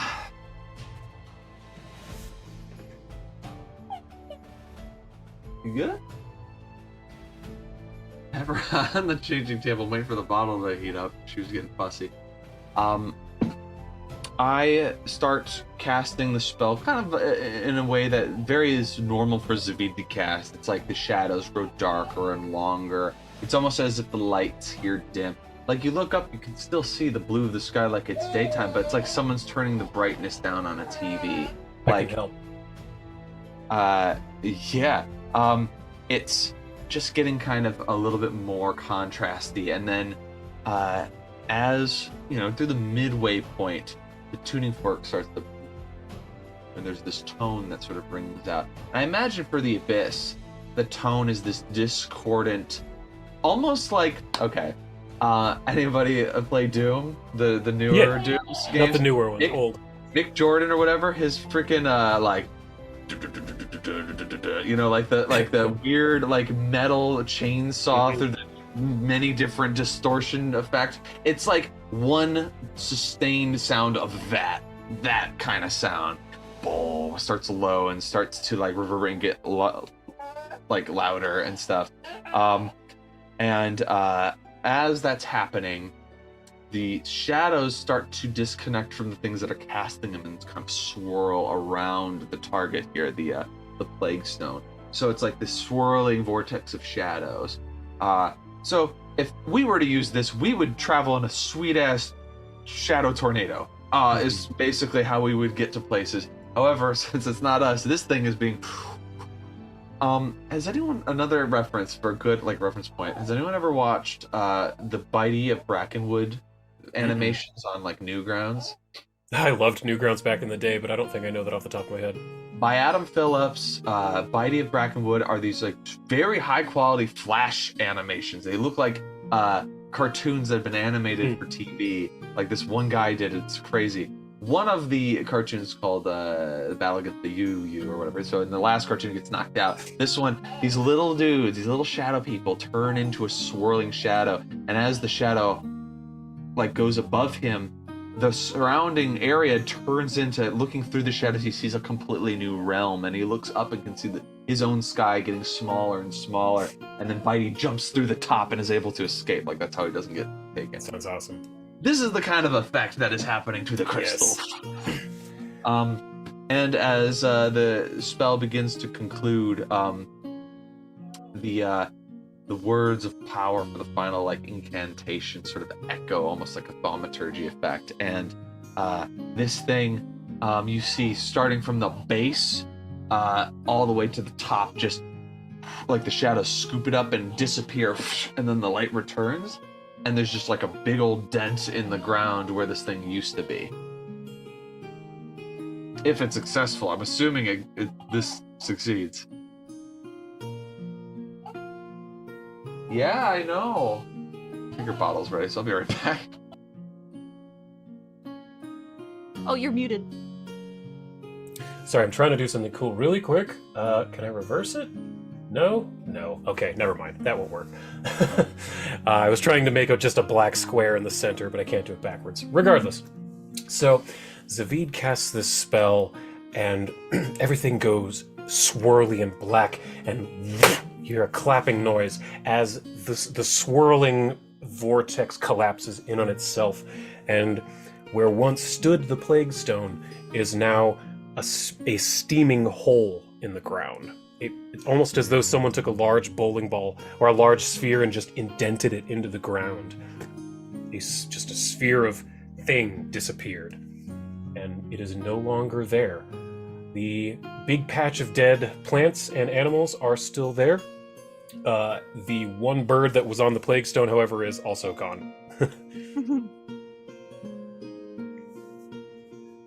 If the swirling shadows weren't enough to scare the bird away, I don't know what I'm not gonna. They want to go to the abyss. They want to meet some demons. No, that bird was dead. Oh yeah. Sorry.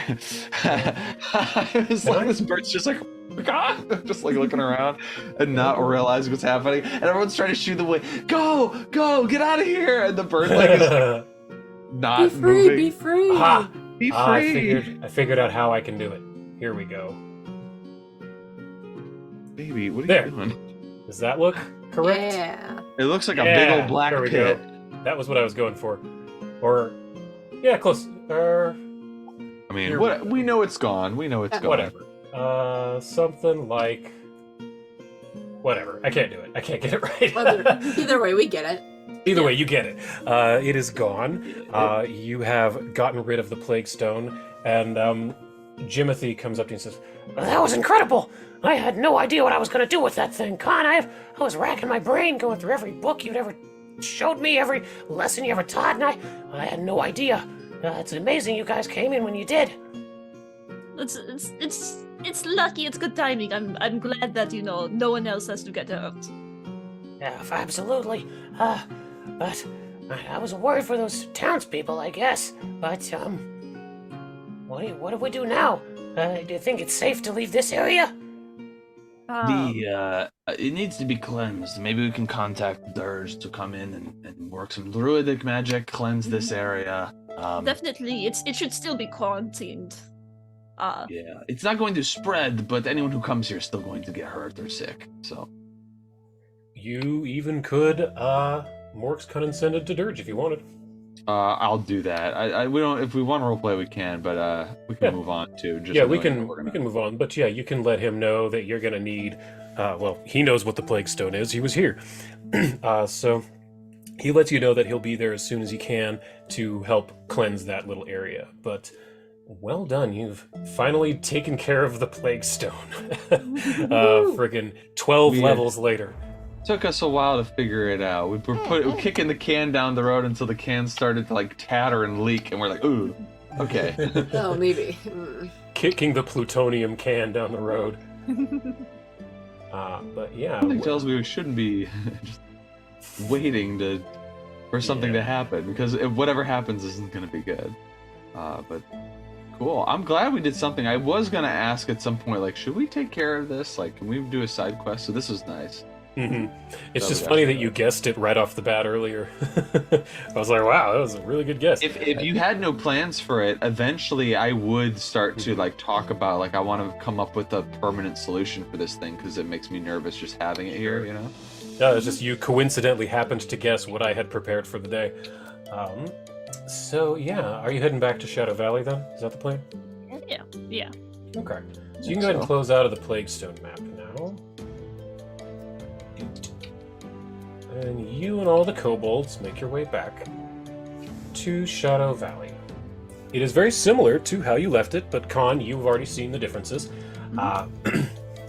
Zavid and Reese, the grandfather clock you earned on your quest is there.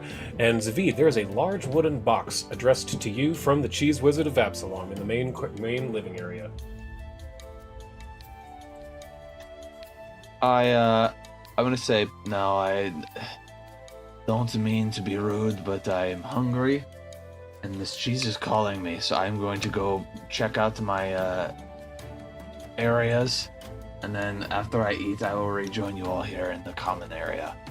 And then I'm just gonna go. Get past my thing. I'm doing all the different locks. You've got 9 different locks to get in, and when you open the door, you can hear Ilkana humming. You're in good spirits. Oh, you're back. Oh, it is good to hear your voice. Sorry that you She almost asked that as a question. Yeah, sorry that you don't have something more interesting to entertain yourself with. We had a long detour to get through. A city to overthrow, another one to liberate, a ancient maze to solve and take the treasures from, some gods to please, some gods to piss off, lots of things. Yeah, I see. The wheels of the sky keep turning. Glad somebody caught that.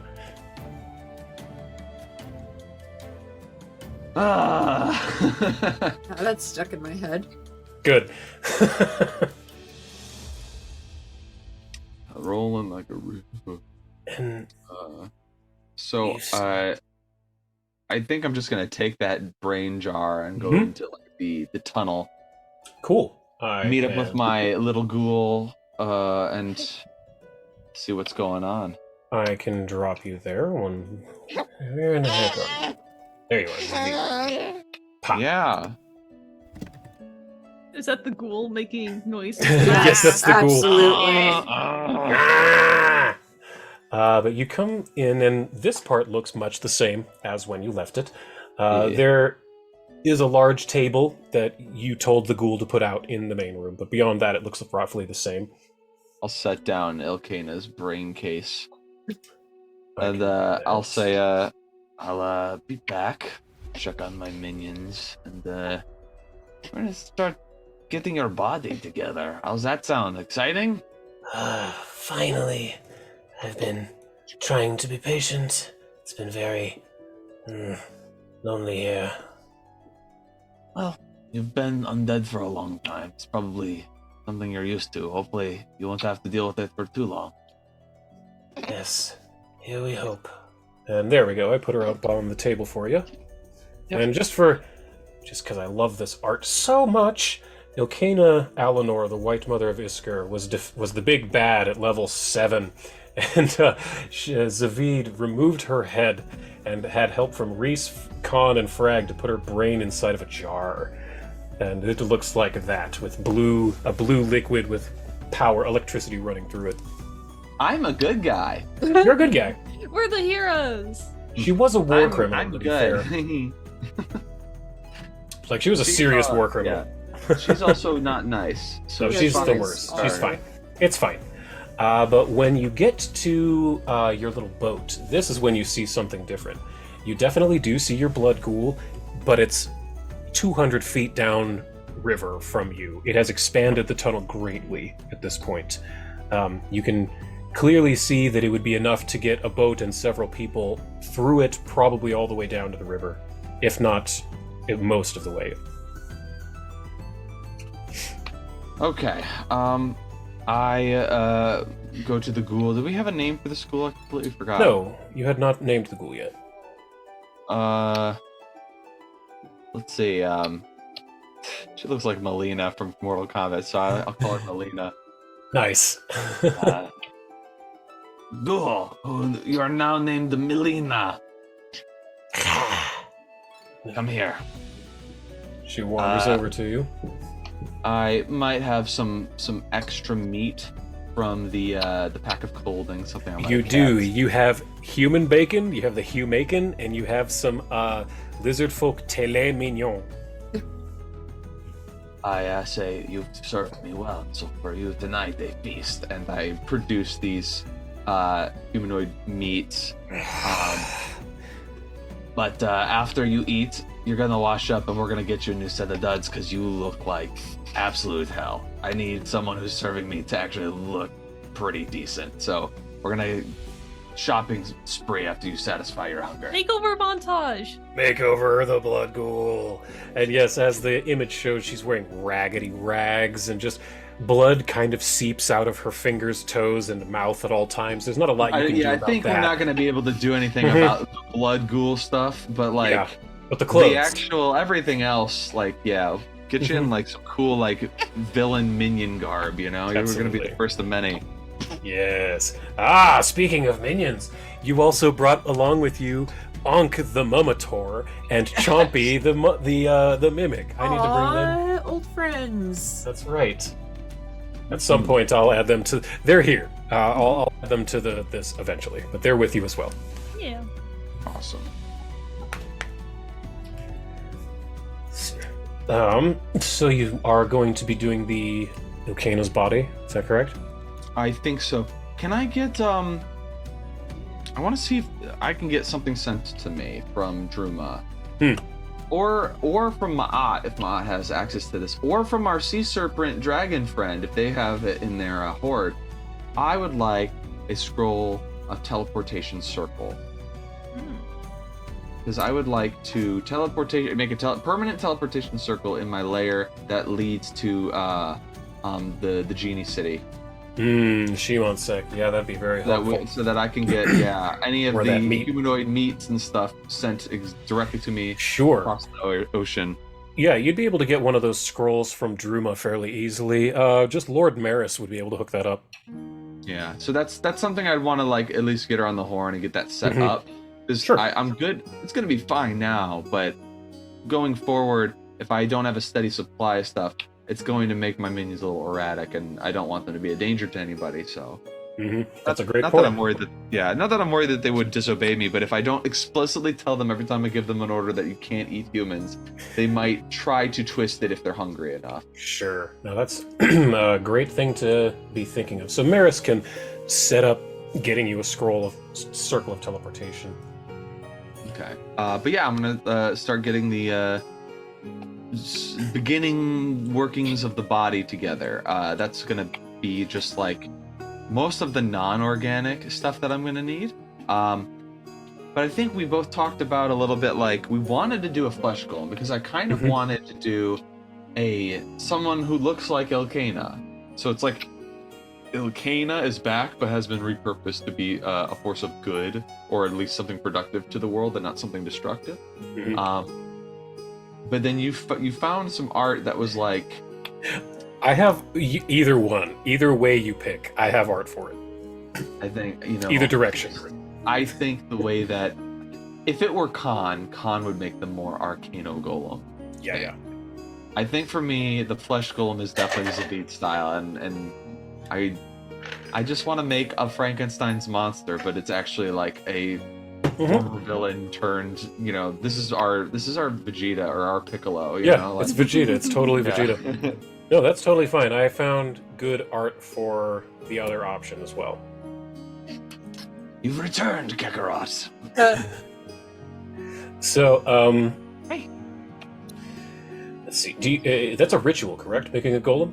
It is. It's and I'm not even like starting it yet. I'm just trying to get all the stuff together. It takes some prep work. Well, you've been getting everything together for a long time now.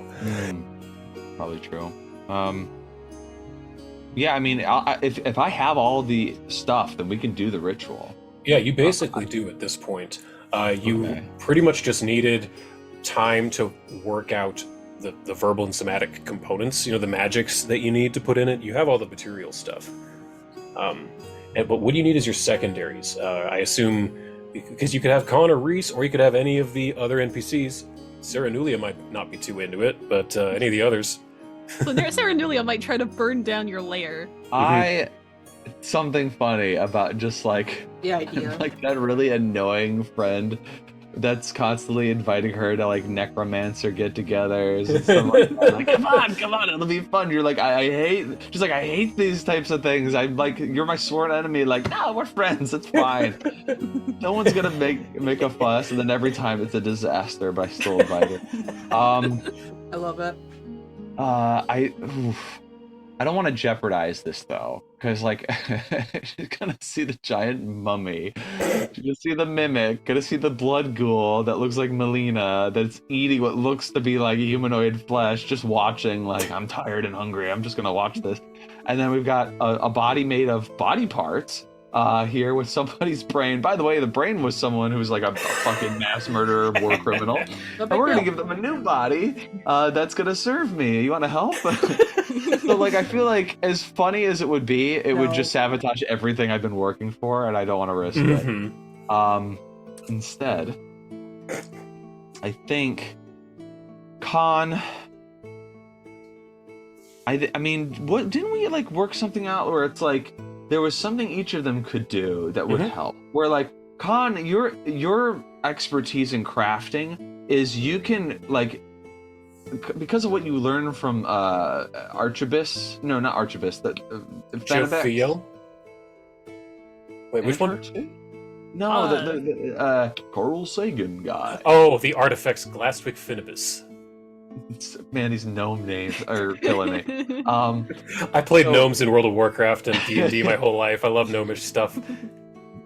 Basically, you studied that better than anyone else. Now, you were trying to learn how to make a mech, and I think that's another downtime thing that you're going to work on. But the stuff that you learn from that can help with the mechanical parts of the flesh golem, where I kind of focus on more of the flesh stitching and stuff like that. And then for the actual the gracefulness and sort of like etiquette and just being able to pass themselves off as not a hulking monstrosity, even though it's Elkana's brain, like the ability of that brain to control their fine motor controls, I feel like Reese could be a good instructor. I feel like that's right up your alley, and I would ask both of you in on this project and kind of tell you what I'm up to. And Ask for your help.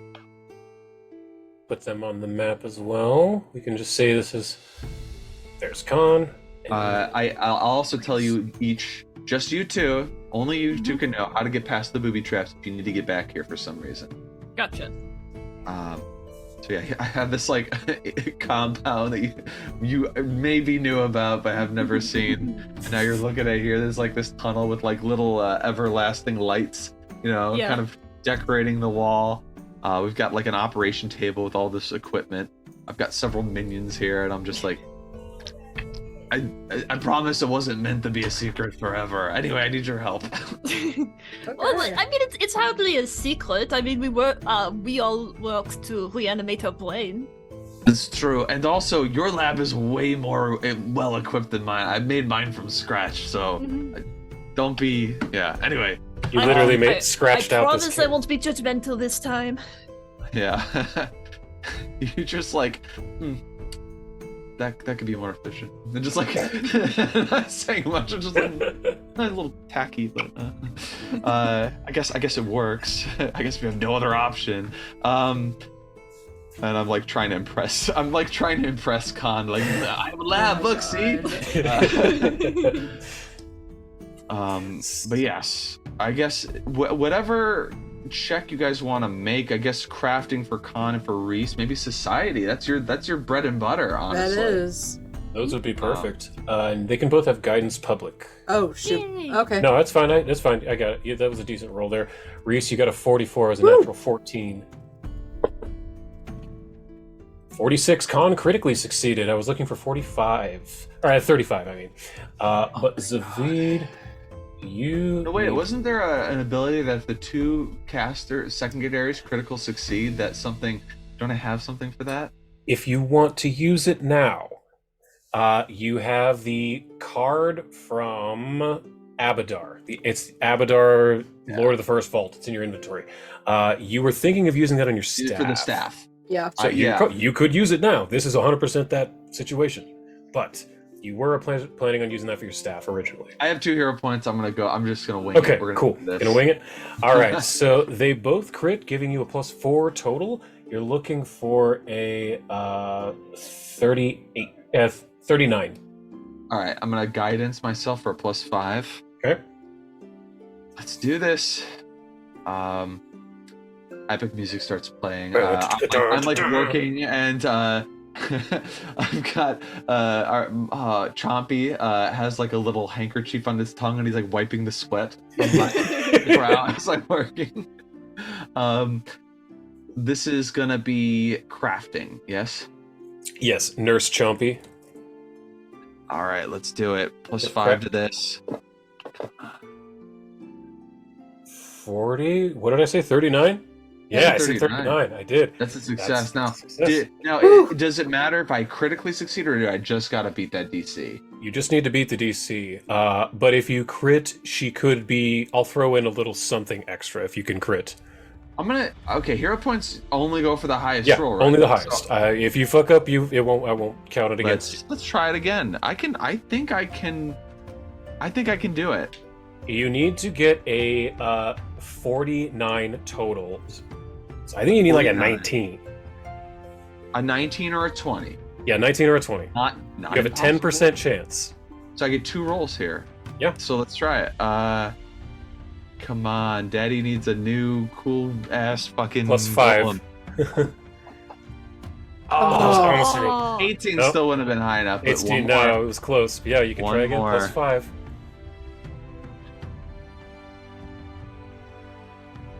What if I actually do it, guys?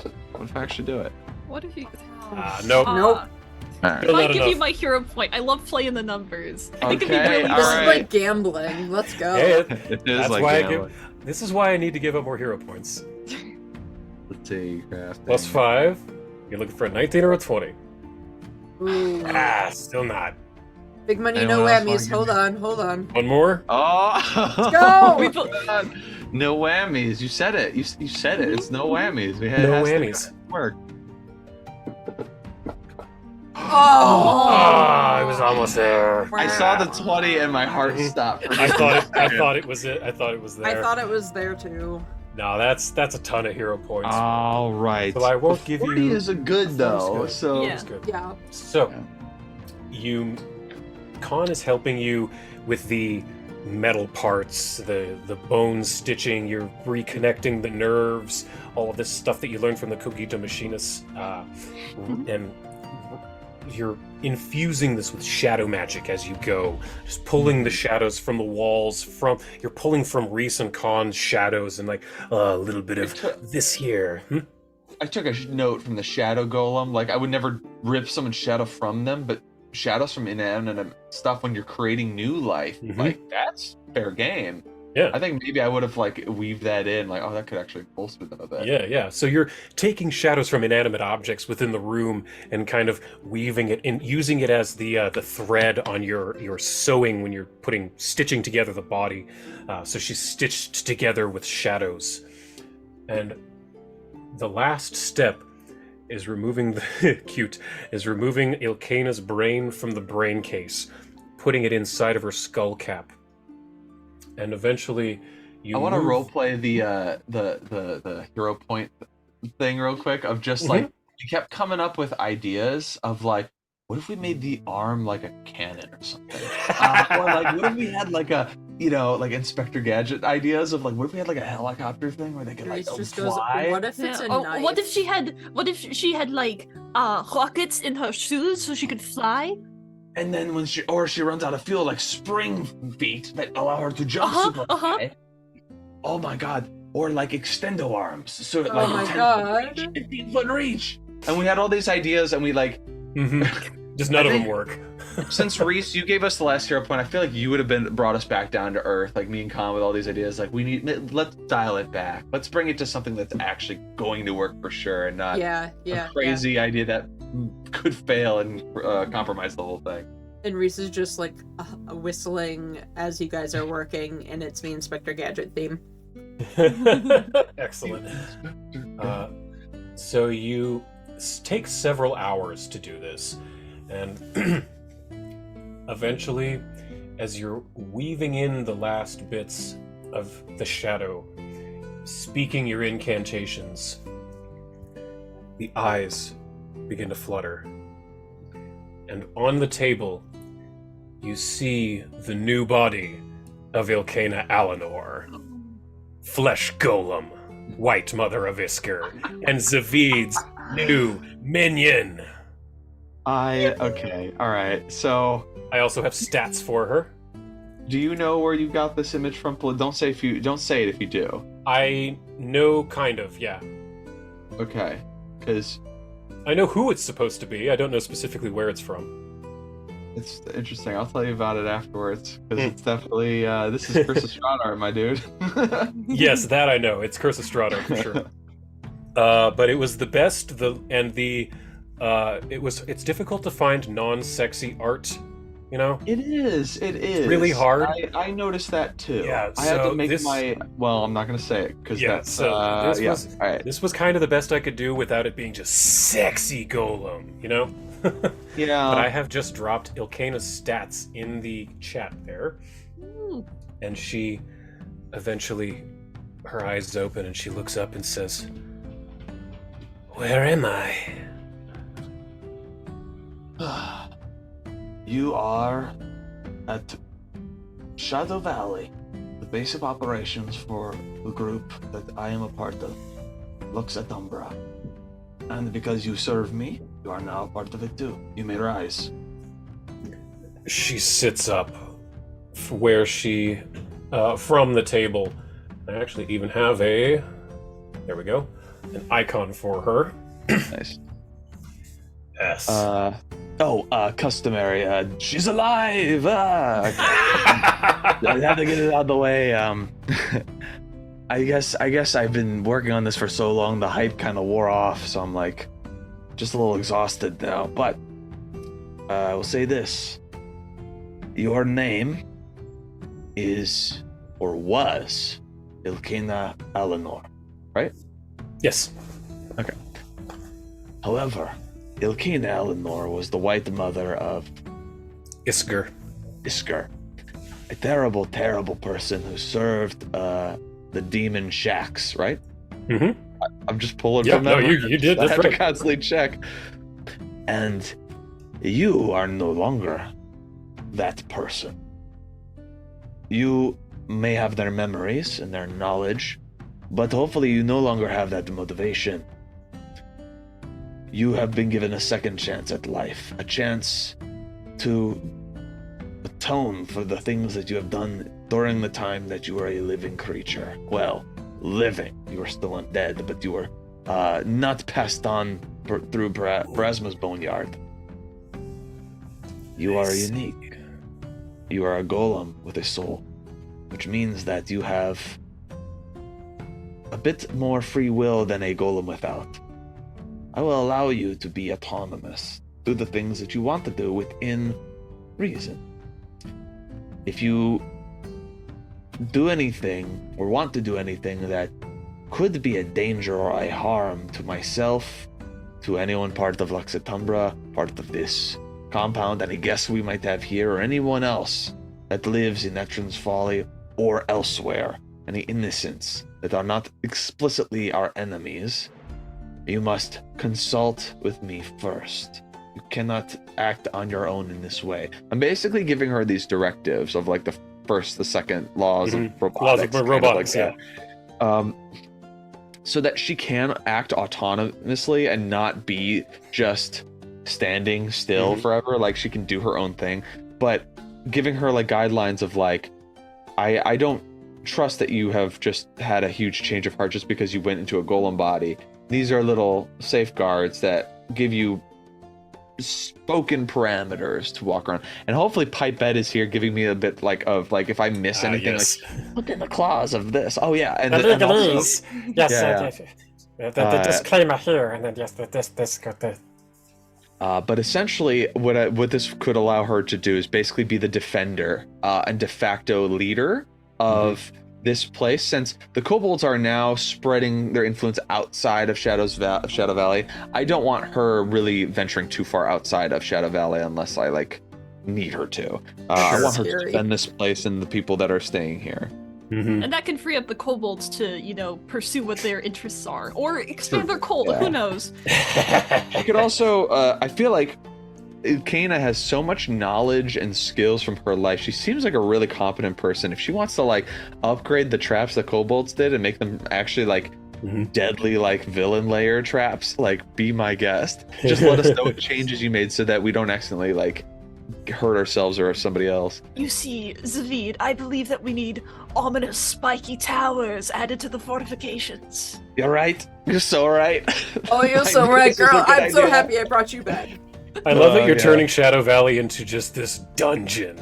You got this minotaur who's gonna carve out a labyrinth. Okay, look. Why if do bad you- guys get spikes? Why do they get spikes? Lumpy, the next time you run a Pathfinder game, maybe this place can be an evil villain lair that they Yeah. have to fight their way Oh through. my god, yeah. And you don't even have to Athena's change that much about our revenge. personalities to Not make really. these villains. Amazing. Just try to retitle it. It's fine. Easy. But The curse after of you all- Lux Et Umbra. Oh, my my God, god, they, like- yes. So like the new group, right? They don't know us, so they're like trying to like take us down, but we're too powerful. So they go to the Kingdom of God. Druma looking to get help, but little do they know Queen Danny's in league with us. Yes. Corrupt I was queen. Oh my Shalyn, I was in league with them all along. They're like, oh my god, the corrupt like kingdom. So they like go to the druids hoping they'll help, but nope. They're You're just fucked all the way around. it's so deep. The corruption goes so deep. There's tendrils everywhere. But when you finish giving these instructions, and Reese has been kind of showing her how to use her body a little bit better. I'm just rolling over your roll from way earlier. You're kind of teaching her almost how to dance and move correctly, because her normal movement is very, Bride of Frankenstein, clunky at first. It's like a newborn or a toddler learning how to walk. But within not very long, much like a giraffe, you're able to make her much more graceful in her movements, and her memories slowly come back as this is kind of taking time, her memories are slowly coming back to her, and she says, I don't think I want to be called Ilkana anymore, but I do not know what name I should use. What name would you call me, Master? No, I wish I had thought about this even a little bit.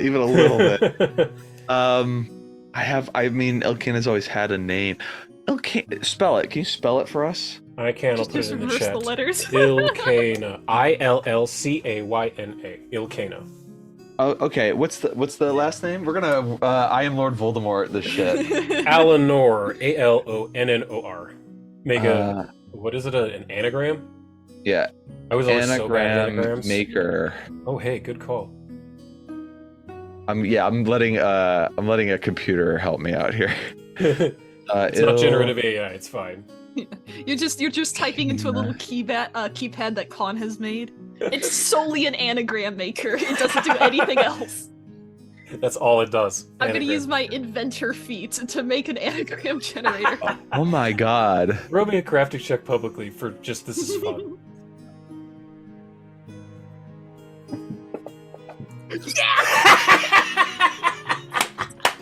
Wait, what did you just do? Everyone, I don't know. Con, what did you just do? nat Yeah, 20, by the way. Yeah, nat 20 for anyone watching. Nat 20 for a 51 crafting. Let's Con, go! what did you just Okay, do? in maybe the minute of time in which this conundrum has been present, Ilkana wanting a new name, I think Con just was fiddling with a bunch of wires and some metal plates, and even she's bored. Her job is done. She's just been working on her own project, and she makes working with a bit of the technology that's she's gotten over time, and even maybe stuff that Vix has told her about, to make a little computer. But because she was listening to what was going on, that's the directive that she programmed into it, and it can't do anything else. Oh it my only God.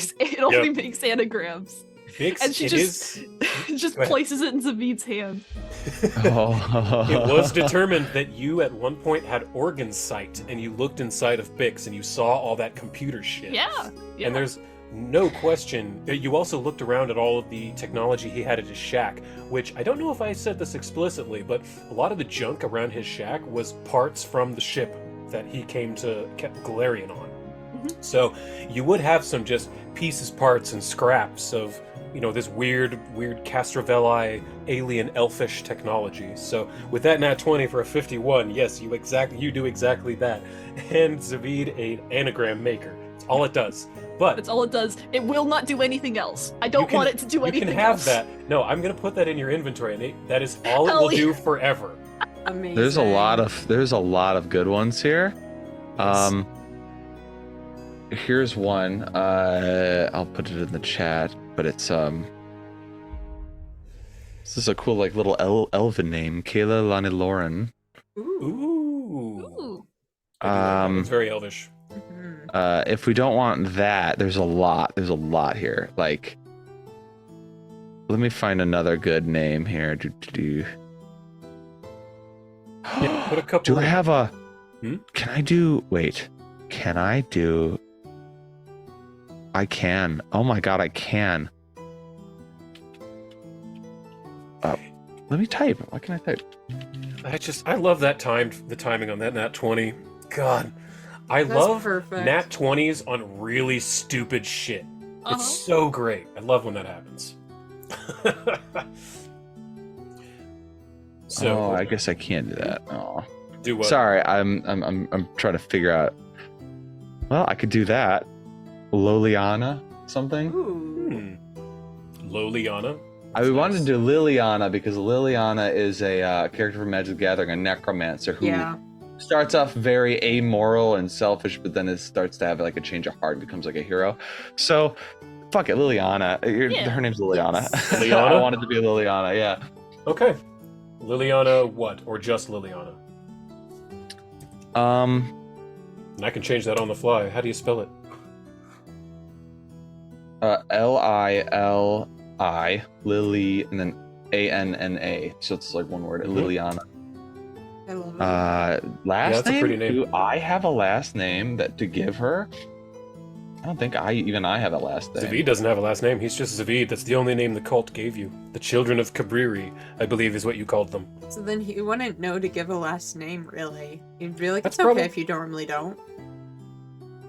Also a good point. Yeah, she could also pick her own last name if she likes. I mean, I'll give her a title. I call like... her Yeah. Liliana the Atonement. Ooh. Oh. This is her journey to make good for the crimes that she's committed. You know, it's actually I'm actually starting to think it's possible too. Given enough time and enough good done in the world, I don't know how many hundreds of years it'll take and what she'd have to do, but eventually she might actually be able to convince Pharasma when she passes that she doesn't need to be punished for the rest of eternity. Yeah. That'll Like, take a long time. It's gonna take a long time. She needs to do some fucking atoning. This is a start. Yes. Could be a new page, new chapter of her unlife. But yeah, that's it. That's what I got. Liliana, it's pretty. I like it. Liliana the Atonement. Well, I guess it's just one day at a time, isn't it? What Don't better think time of to it. start? Yeah, don't think of it like a prison sentence. It's a lot better than actually dying and going to, well, the lower planes. This gives you more chances to live a different life. And besides, it must have gotten boring being who you were earlier, who you were before. This would be new and exciting and different. Yes. I'm excited to see the sun.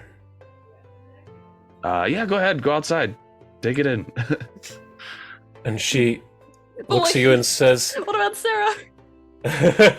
well, Sarah knows what you're up to. Yeah. She just didn't want to be a part of it. That's fair. But she'll look to you and say, Thank you, Master. Don't She call me walks that. off. Wait, stop, come back. and she stops and follows your order and I comes back. know technically, because you are a golem, that would make me your master. But if you start calling me master, people are going to get a really weird vibe. I don't want that. So instead, just call me Zavid.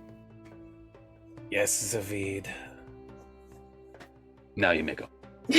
And she bows deeply once more and walks I out. let her do that. I'm like, we'll work on it. One But day at a she- time. Yeah, One that day at a she time, yeah. walks out of your cave, seeing the sun for the first time in many, God. many years. Good for her. And I think this is probably as good That's a a place as I great need to stop time. for this week. Yeah. Yes. Yeah.